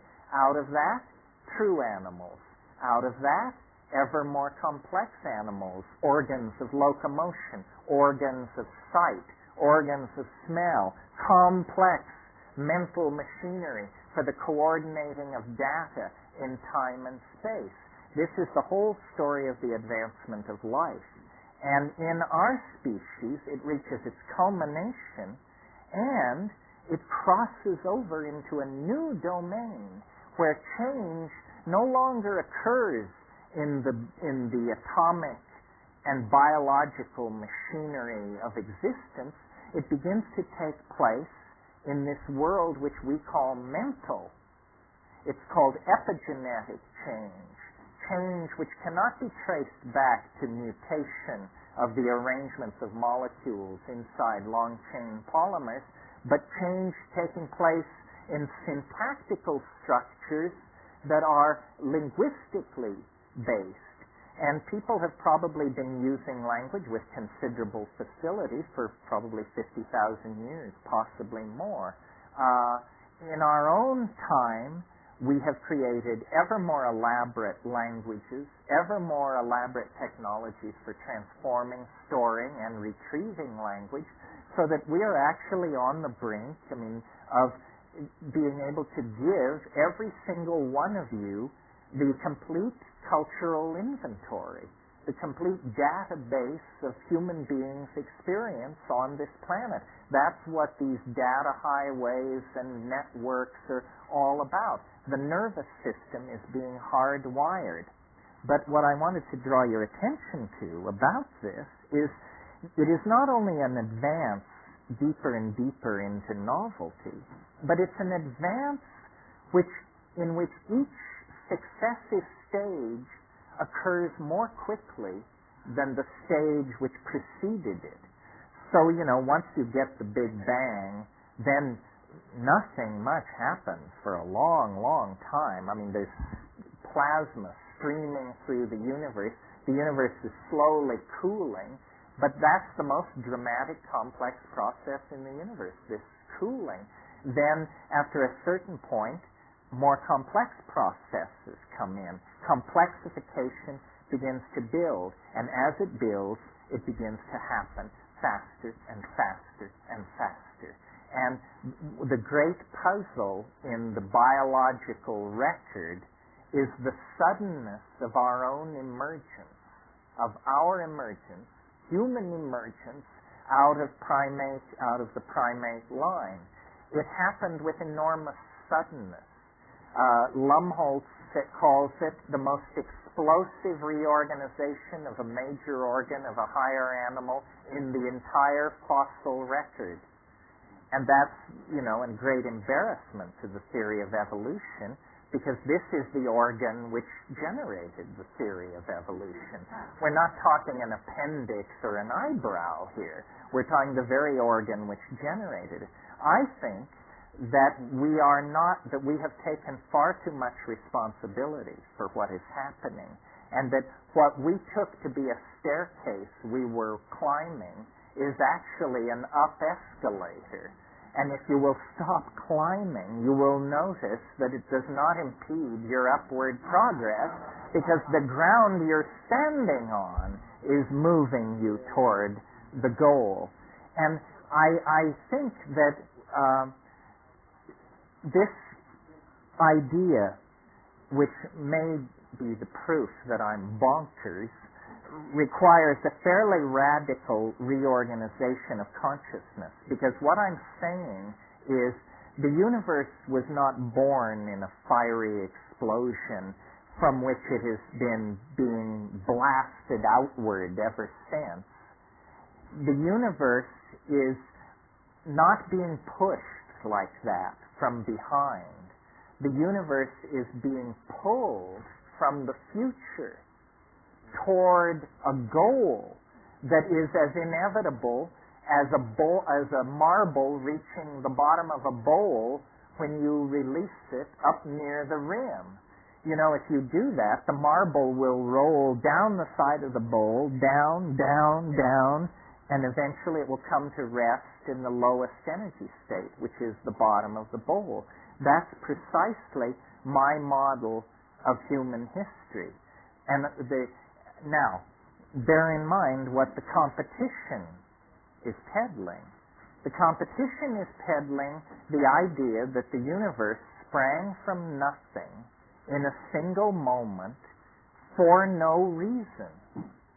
Now, whatever you think about that, notice that it's the limit case for credulity. Do you understand what I mean? I mean, if you can believe that, it's hard for me to imagine what you would balk at. If we were to sit down and say, let's see who can think of the most unlikely thing that could possibly happen, I submit to you, nobody could top the Big Bang. It is the improbability of improbabilities. It is the mother of all improbabilities right there. So I'm suggesting something different. I'm suggesting that the universe is pulled toward a complex attractor that exists ahead of us in time, and that our ever-accelerating speed through the phenomenal world of connectivity and novelty is based on the fact that we are now very, very close to the attractor. All Western religions have insisted that God would come tangential to history, but they all lose their nerve when you ask when, which is the only interesting question about that hypothesis. I mean, if it's not now, then what the hell difference does it make? It's just pissing in the wind as far as I can see. I think that the very real social crisis that is upon us, the crisis of population, of resource depletion, of atmospheric degradation, of epidemic disease, all these crises indicate that we are now down to the short epochs of this process of universal ingression into novelty, and that in fact it makes no sense whatsoever to speak of a human future. There is no human future. It's inconceivable, given where we are today, that to speak of the human world 1,000 years from now, or 500 years from now. It is literally, it either doesn't exist, or it's beyond our power of imagining. It isn't simply going to be non-polluting cars and smaller hi-fi speakers. I mean, that's an idiot's notion. Yeah, clearer TV pictures. It isn't like that at all. I mentioned this morning, how when you look at only one line of technological development, automobiles or computers, it looks like you can rationally anticipate what's going to happen. But when you realize that there are thousands of these lines of development, all transforming themselves, all moving towards some kind of omega point, then you realize that we're in the grip of what I call a concrescence. And I maintain that you don't have to believe me on this. You can see it from here. You just have to climb a high hill. There's one, it's called psilocybin. There's one, it's called ayahuasca. The view from the tops of these hills is of the concrescence. It lies now closer to us than the Johnson administration, for God's sake, in time. And, I have an elaborate mathematical theory to back this up, which you should gratefully learn you are not going to be flayed with this afternoon, but I think it's going to become more and more important for people to delinearize their view of time, decondition yourself from the lie of history. After all, if time were space, history would be a spider web. So bear that in mind. Concrescence. Concrescence is a word that I cribbed from the Metaphysics of Alfred North Whitehead, and in fact, much of what I say, Whitehead provides the foundation for. He, like myself, had the idea that history grows toward what he called a nexus of completion, and these nexi of completion themselves grow together into what he called the concrescence. So a concrescence is a domain of extremely high novelty in comparison to whatever it's embedded in. So for instance, you walking in the wilderness, you are a concrescence because you are more complex than the medium you're moving through. A raisin embedded in a cornmeal muffin is a concrescence. It is more complex than the muffin matrix in which it finds itself. So a concrescence is a local state of unusually high complexity. And a concrescence exerts a kind of attraction. Let's call it the temporal equivalent of gravity. So that all objects in the universe are drawn through time, not space. Gravity draws you through time. Gravity draws you through space. Time draws you toward the concrescence. This is why the universe is seen to be becoming more and more complex, faster and faster. The idea being, you see, that each epoch being shorter than the one that preceded it, this generates an asymptotic curve of approach. And it's become a cliche of our culture that time is speeding up. It actually is speeding up. It's not that it seems like it's speeding up. It looks like it's speeding up. It is speeding up. We and our entire world are being drawn into confrontation with something that at this level is lost below the event horizon of rational apprehension. That's a fancy way of saying you can't know jack shit about it at this point in time. There will come a moment when it will rise above the horizon of rational apprehension. But and I think that history is a set of nested resonances. This is what I mean when I say nothing is unannounced. Nothing can take you by surprise if you've really been paying attention, because everything is preceded by its harbingers and heralds. And we are living in an era now where there is a great deal of apocalyptic expectation, anticipation, and hysteria for several reasons. First of all, because Christianity just is hysterical in all times and places. Second of all, there's a built-in goose in the calendar because we're approaching a millennial year, and that always exacerbates this Christian thing outrageously because of the promise made, amen, amen, I say to you, this generation shall not pass away before I return to clean your plow or whatever it is. And there is the physical evidence all around us that we are the witnesses to a planetary crisis that we cannot control or manage.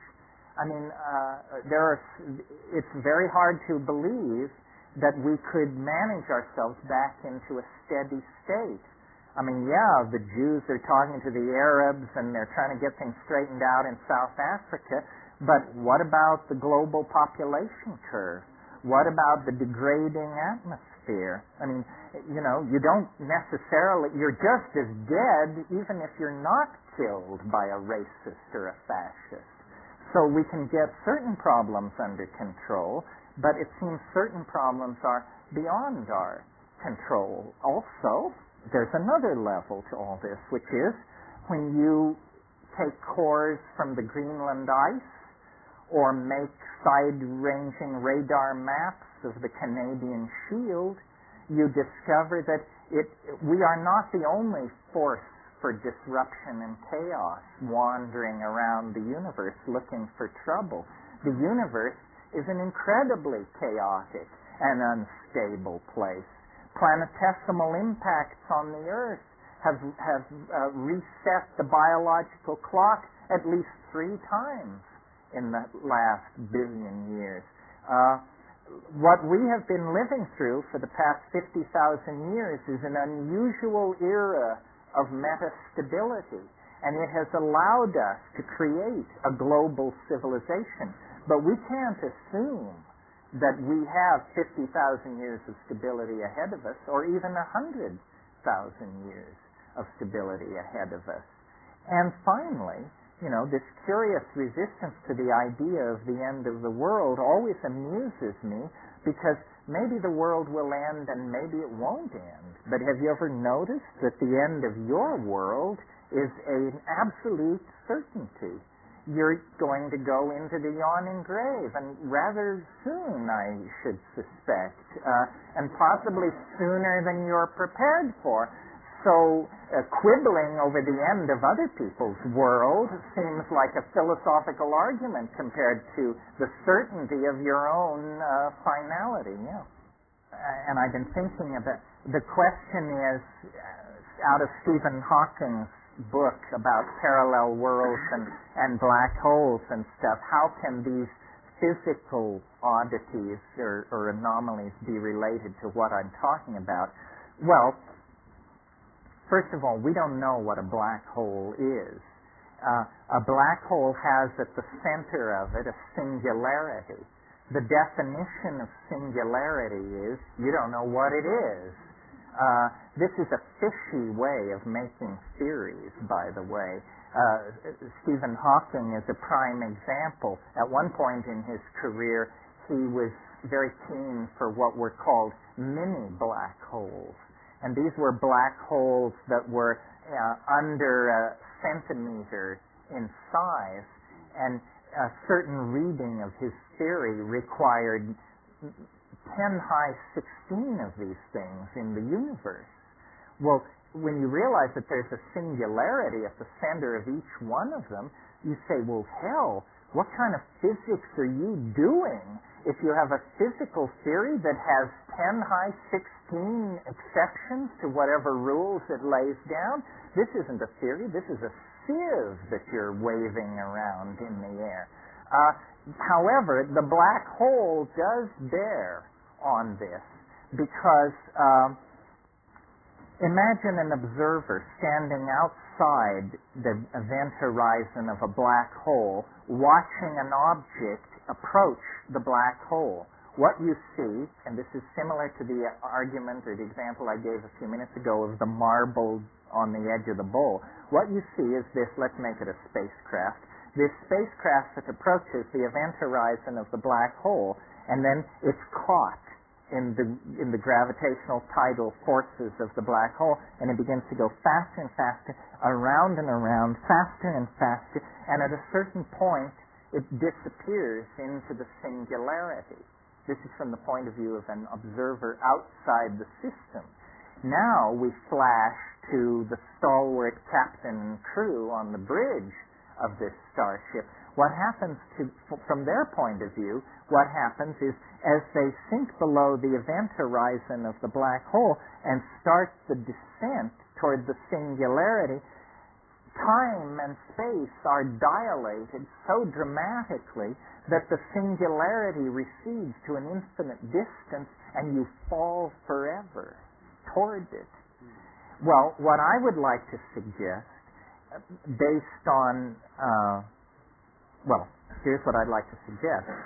This is one way of thinking about it, that our planet is on a collision course with something which we actually, at our present state of knowledge, don't have a word for. A black hole is simply a gravitationally massive object, so massive that no light can leave it. what I'm talking about is something like that, except that it isn't so much gravitationally massive as temporally massive. We are being sucked into the body of eternity, and I think it's going to happen very soon. Now, an obvious objection that someone would make to this, it's a probabilistic objection, is they would say, don't you find it rather unusual that your own very minute and finite life should occur so close to this moment of universal dramatic climax? Doesn't that clue you to the fact that you might be slightly deluded? To which I reply, not at all. Because I think of this event horizon as a series of like ghost horizons.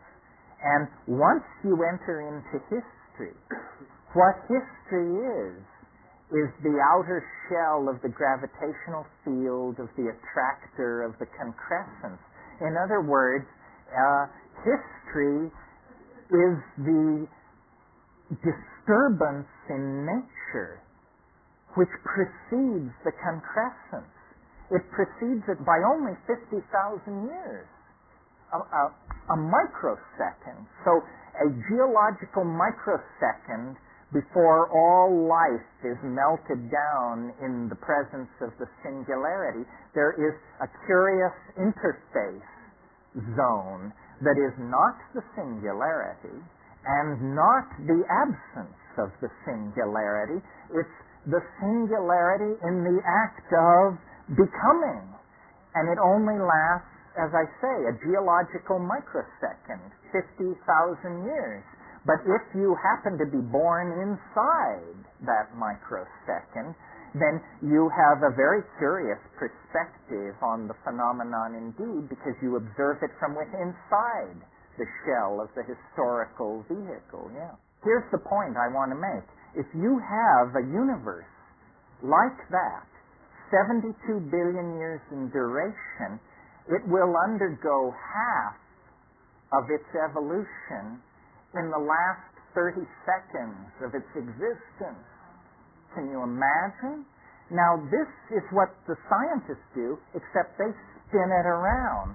And that's why, I can't remember who wrote it, but the book called The First 3 Minutes, Steven Weinberg's book, The First 3 Minutes, a book about the first 3 minutes in the life of the universe, where he leads you through all this complex physics as matter is crystallizing out of hyperspace and all this stuff. All I'm saying is, let's put the complexity in the more likely end of the cycle. Let's put it at the end, when after billions of years of evolution and all kinds of complexity and that sort of thing, everything comes together.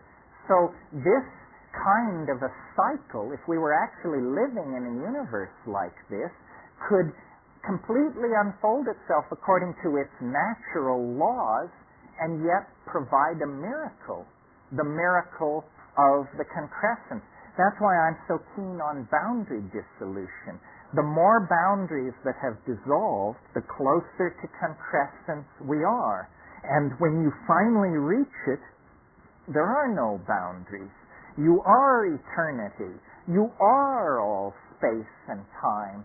You are alive and dead, here and there, before and after. The singularity is a coincidentia oppositorum.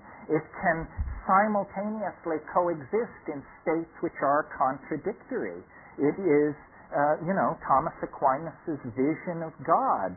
It's something which transcends rational apprehension. But it gives the universe meaning, because all process then can be seen to be a seeking and a moving and an effort to approximate, connect with, and attend to this transcendental object at the end of time. One way of thinking of it is like those bar balls that they hang in discos that send out thousands of reflections off everybody and everything in the room. Well, think of the transcendental object at the end of time as that bar ball And then those reflected, twinkling, refractive lights are religions, scientific theories, gurus, works of art, poetry, great orgasms, great souffles, great paintings.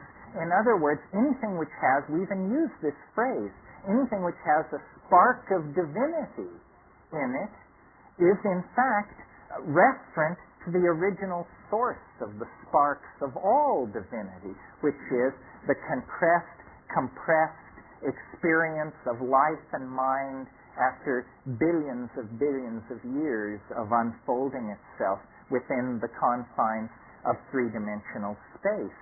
And you can make this vision your friend through psychedelics, because as I said at the beginning of this race, you can see it from here. Of course, not if you have your face plunged in your stock portfolio. You're not going to see it, no.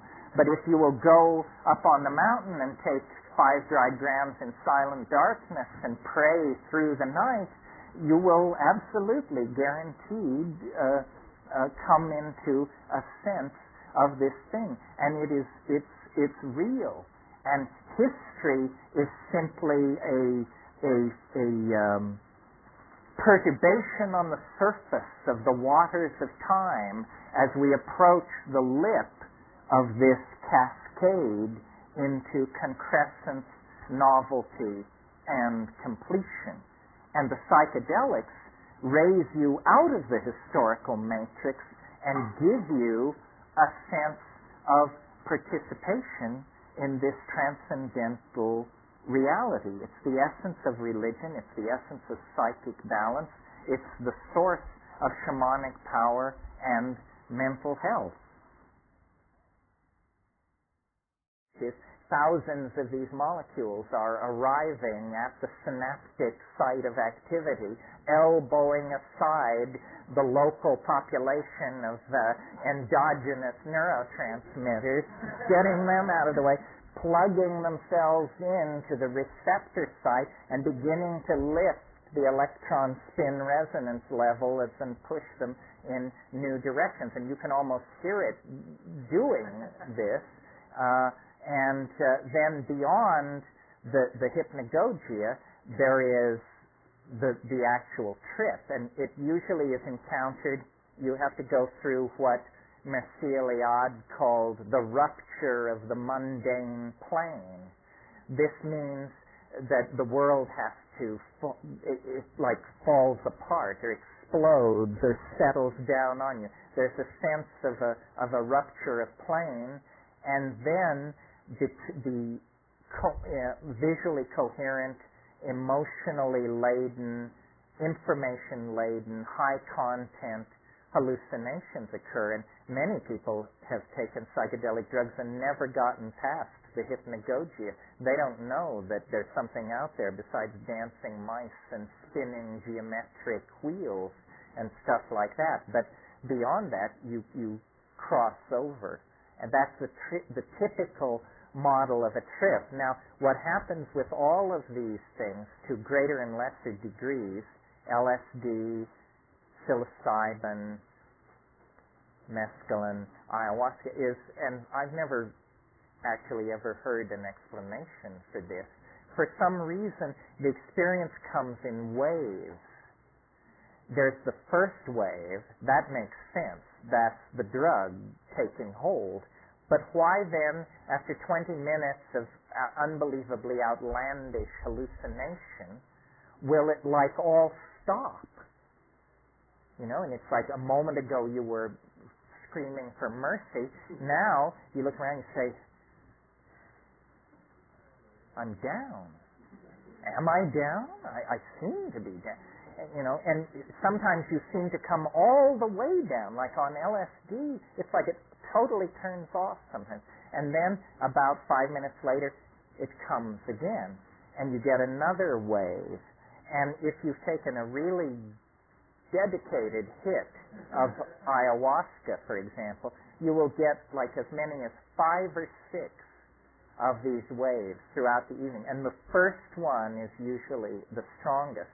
If you take a effective but not strong dose of ayahuasca, you will get one pass, and often, and then if you take slightly less, you'll get one pass and it will be weak. So if you take ayahuasca, at all times pay attention, because you may be looking at something thinking, well, this is not so interesting, I'm sure it's going to be much better in an hour, and you may actually be looking at as good as it's going to get that evening. And psilocybin also comes in waves like this.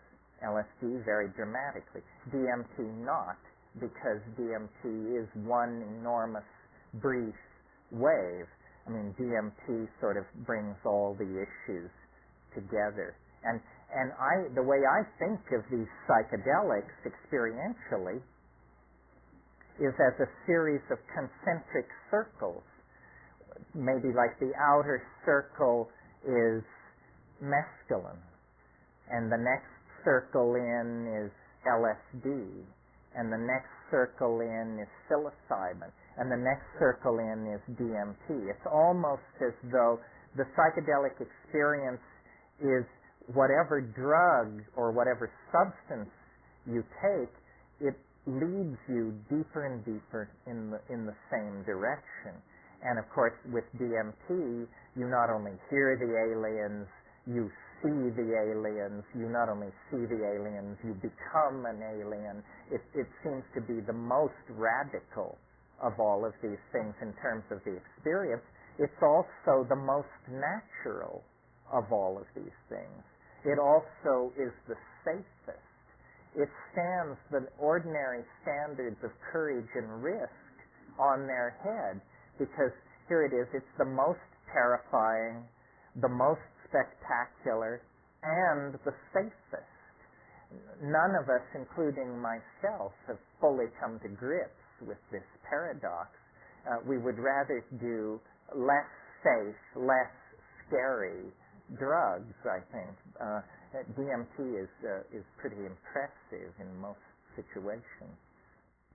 Next, Terence responds to a question comparing meditation and the use of hallucinogens. I think they're completely different realms of human activity. Meditation, you don't hallucinate. They say you do, but they aren't very convincing. And plus, the monks then rush over and explain that you're doing it wrong. So, what's the deal? I think if by meditation you mean lying down and closing your eyes, or sitting up and closing your eyes a lot, I do that a lot, and I like it, but I would never confuse it with the psychedelic enterprise. Pardon me? It's only my opinion, but I really don't. I think that all of these spiritual techniques are not substitutions for the psychedelic experience, but trade-offs. Organized religion is as concerned with controlling social groups as organized politics is, and the visionary or ecstatic experience is unsettling to the religious mentality. Even among fundamentalist Christians, if you're not one, they all seem more or less alike. But if you move into that world, you discover that they are very strongly polarized in two directions. Those who are scripturalists and those who are experientialists. The glossolalias, the speaking in tongues, the holy rollers, that sort of thing. And the scripturalists are very uncomfortable around the experientialists, because to them it looks like demonic possession, and they get really agitated about that.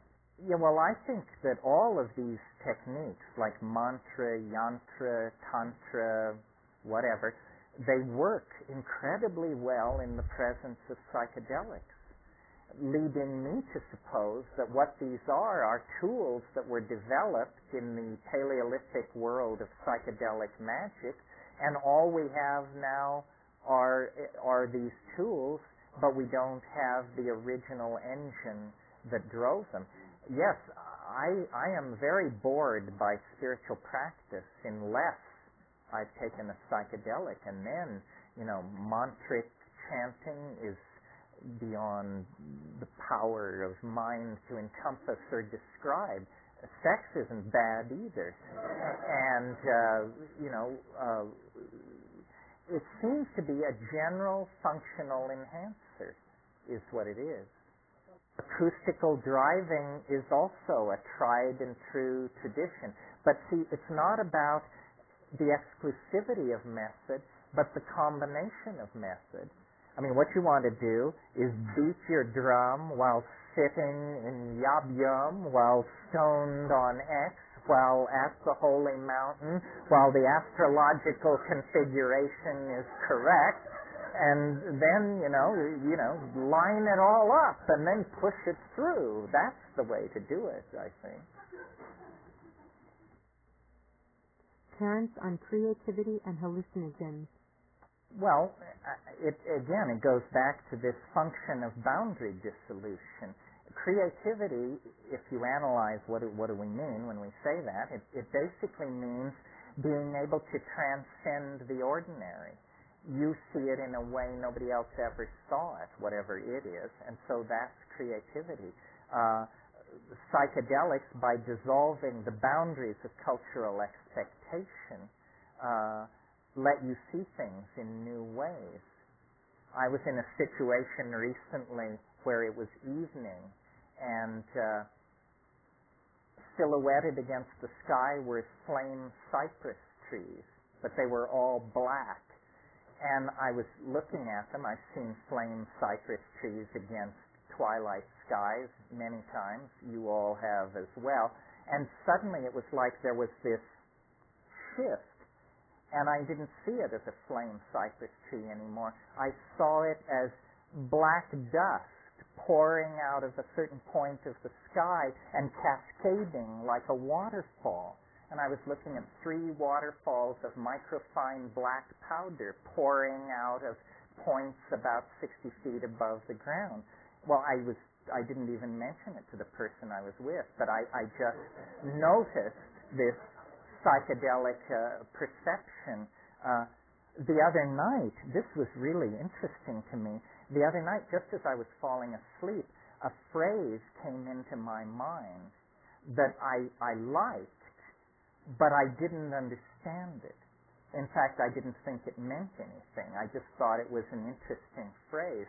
And I thought about it for about a minute, and then it did the same thing that the flame cypress tree did. It went ploink, and this other dimension sprouted out of it, and I understood it, and I thought, this is a very interesting idea, and I've never thought it before. The thought was, if time were space, then history is a cobweb. That was all it was. But I don't take these leaps very often. So I was delighted because I knew a moment would come when I could lay it on a group of people like I've just done. So it's a catalyst for cognitive activity. That's what the mushroom is. Dance, drama, song, painting, body expression, creativity, and simply the passive act of understanding. This is what it does for us, and this is what we love to do. I mean, we are creatures of the mind. They talk about virtual reality as some future technology that's going to change everything. We've been living in a virtual reality for the past 6,000 years. I mean, look at cities like New York and London and Los Angeles. I mean, every nature has disappeared. Everything you see is a human idea downloaded into material existence. It's entirely virtual. It doesn't disappear at the punch of a dial, but it is as virtual as the virtual realities that will eventually be made out of light behind goggles. Culture, the whole thing is that culture and language tend to become traps, and yet they can be the platforms for enormous freedom if you understand what it's all about. And what it's all about is you. You are the center of the mandala. You are not marginalized in any way. And the message that the culture gives us is that we are marginal. It doesn't matter if you've got $100 million. Fortune magazine will inform you that so did 10,000 other people on the North American continent. There's nothing special about you. And so we are constantly, this is part of the democratic legacy. We are constantly told, you're not special. Special isn't special. Anybody could do it. What the psychedelic, and so then when you look for guidance, direction, mentorship, we always look toward institutions. Well, I'll go to the university, or I'll go to the army, or I'll do something. Somebody will tell me, will give me a larger purpose. But it's really yourself that is the final arbiter. And if you keep yourself as the final arbiter, you will be less susceptible to infection by cultural illusion. Now, the problem with this is that it makes you feel bad to not be infected by cultural illusion because it's called alienation. But this is, I can't solve all problems. The reason we feel alienated is because the society is infantile, trivial, and stupid. So the cost of sanity in this society is a certain level of alienation. I grapple with this because I'm a parent. And I think anybody who has children, you come to this realization, what'll it be? Alienated, cynical intellectual, or slack-jawed, half-wit consumer of the horse shit being handed down from on high? There is not much choice in there, you see, and we all want our children to be well-adjusted. Unfortunately, there's nothing to be well-adjusted to, so that's a real problem. And I really believe that extra-environmentalism, which is a nicer, though longer word for alienation, is defensible and shouldn't be thought of as pathological. What I noticed in going to the Amazon in Indonesia and these places is that the person you want to get to is the shaman. But the shaman is different from everybody else. Like when you go into an Amazonian tribe that's way upriver or something, the people behave the way you would expect naive, untraveled people to behave. They want to touch your Gore-Tex and, look at your camera and look through the binoculars and fiddle with the can opener and all this. No shaman would ever stoop to such behavior. A shaman knows that cultures are provisional and is interested in you as a person. The other people don't even see you as a person because you're huge, white, strange, smelling, and incomprehensible. The shaman sees you as a person, and it's because he is alienated. The reason shamans can do their magic is because they are outside the belief system. I really think that that's true. Everyone else believes, that the guy in the other village can send the mojo and mess with you. The shaman knows that that's not quite how it works. And so then he, as it were, can go behind the board and fix the cultural TV that everybody else is just watching. So I think alienation, extra-environmentalism, shamanism, whatever you want to call it, is simply individualism in the context of cultures that don't value individualism. And cultures don't. It's said nature acts to preserve the species. Cultures act to preserve the illusions of the population. They're not interested in you if you're an Einstein or a Jackson Pollock, or unless they can fit you in to the pre-established systems of commerce and canons of aesthetic order and so forth and so on. And then that's called being civilized.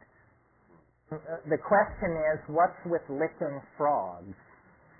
I'm not sure I got it right, but, well, you know, you kiss a lot of frogs before you find a prince, and you probably lick a lot more.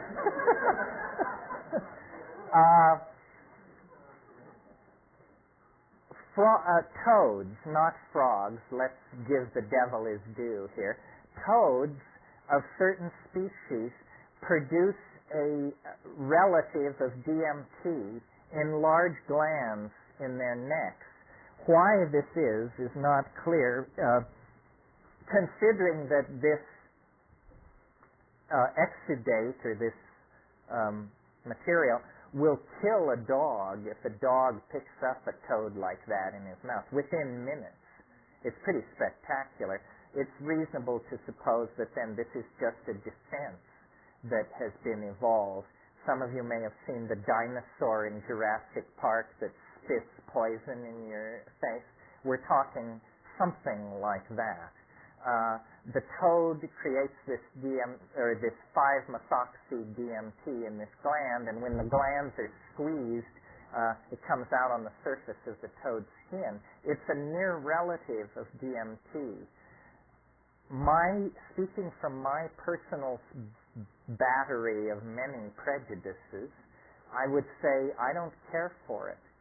It complicates my job enormously because people do this stuff and they think A, that it is DMT, or B, if they're slightly better informed, that it's just like DMT.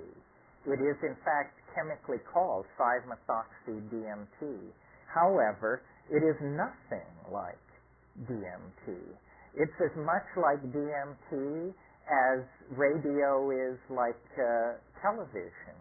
And that's where the difference lies. The 5-MeO does not trigger the most spectacular effect associated with DMT, which is these 3-dimensional crawling hallucinations that come out of the woodwork and reveal the true nature of reality to you.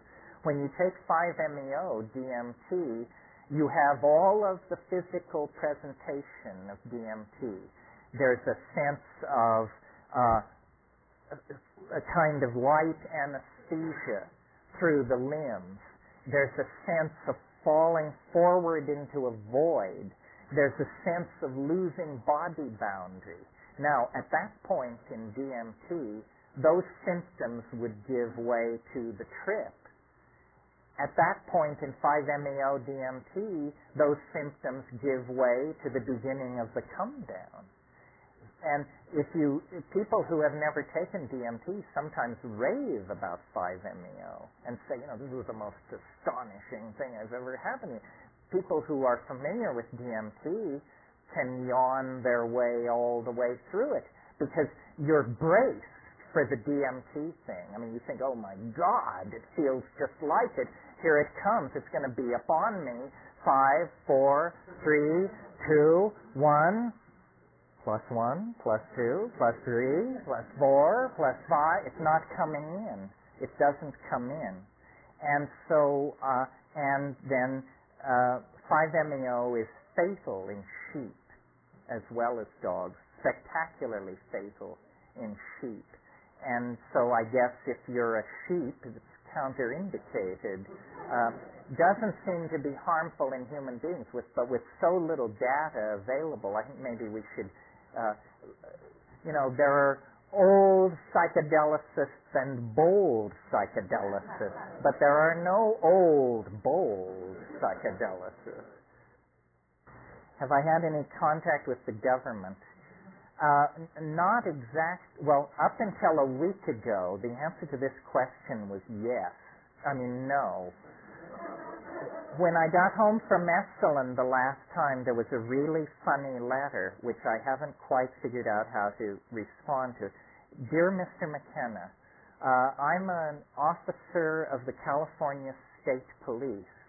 fascinated with DMT and recently read the interview with you in the San Francisco Chronicle. I wonder if you would be willing to meet with me and have coffee so we can discuss this at your earliest possible convenience.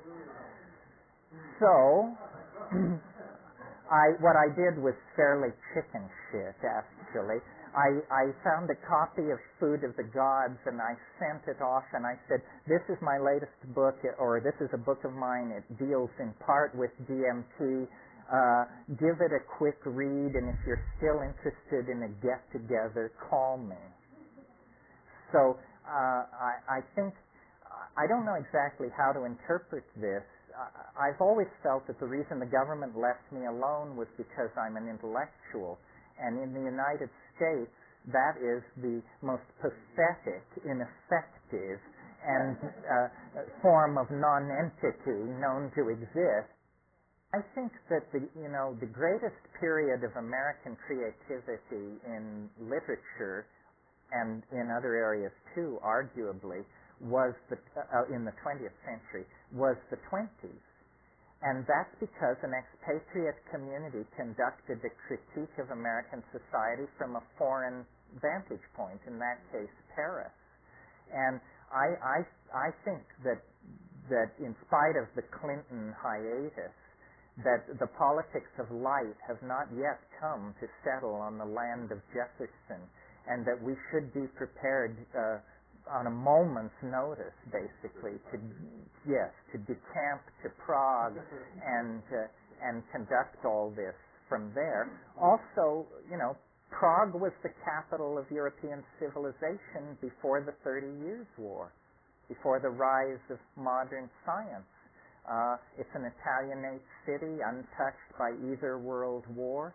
It's a beautiful place.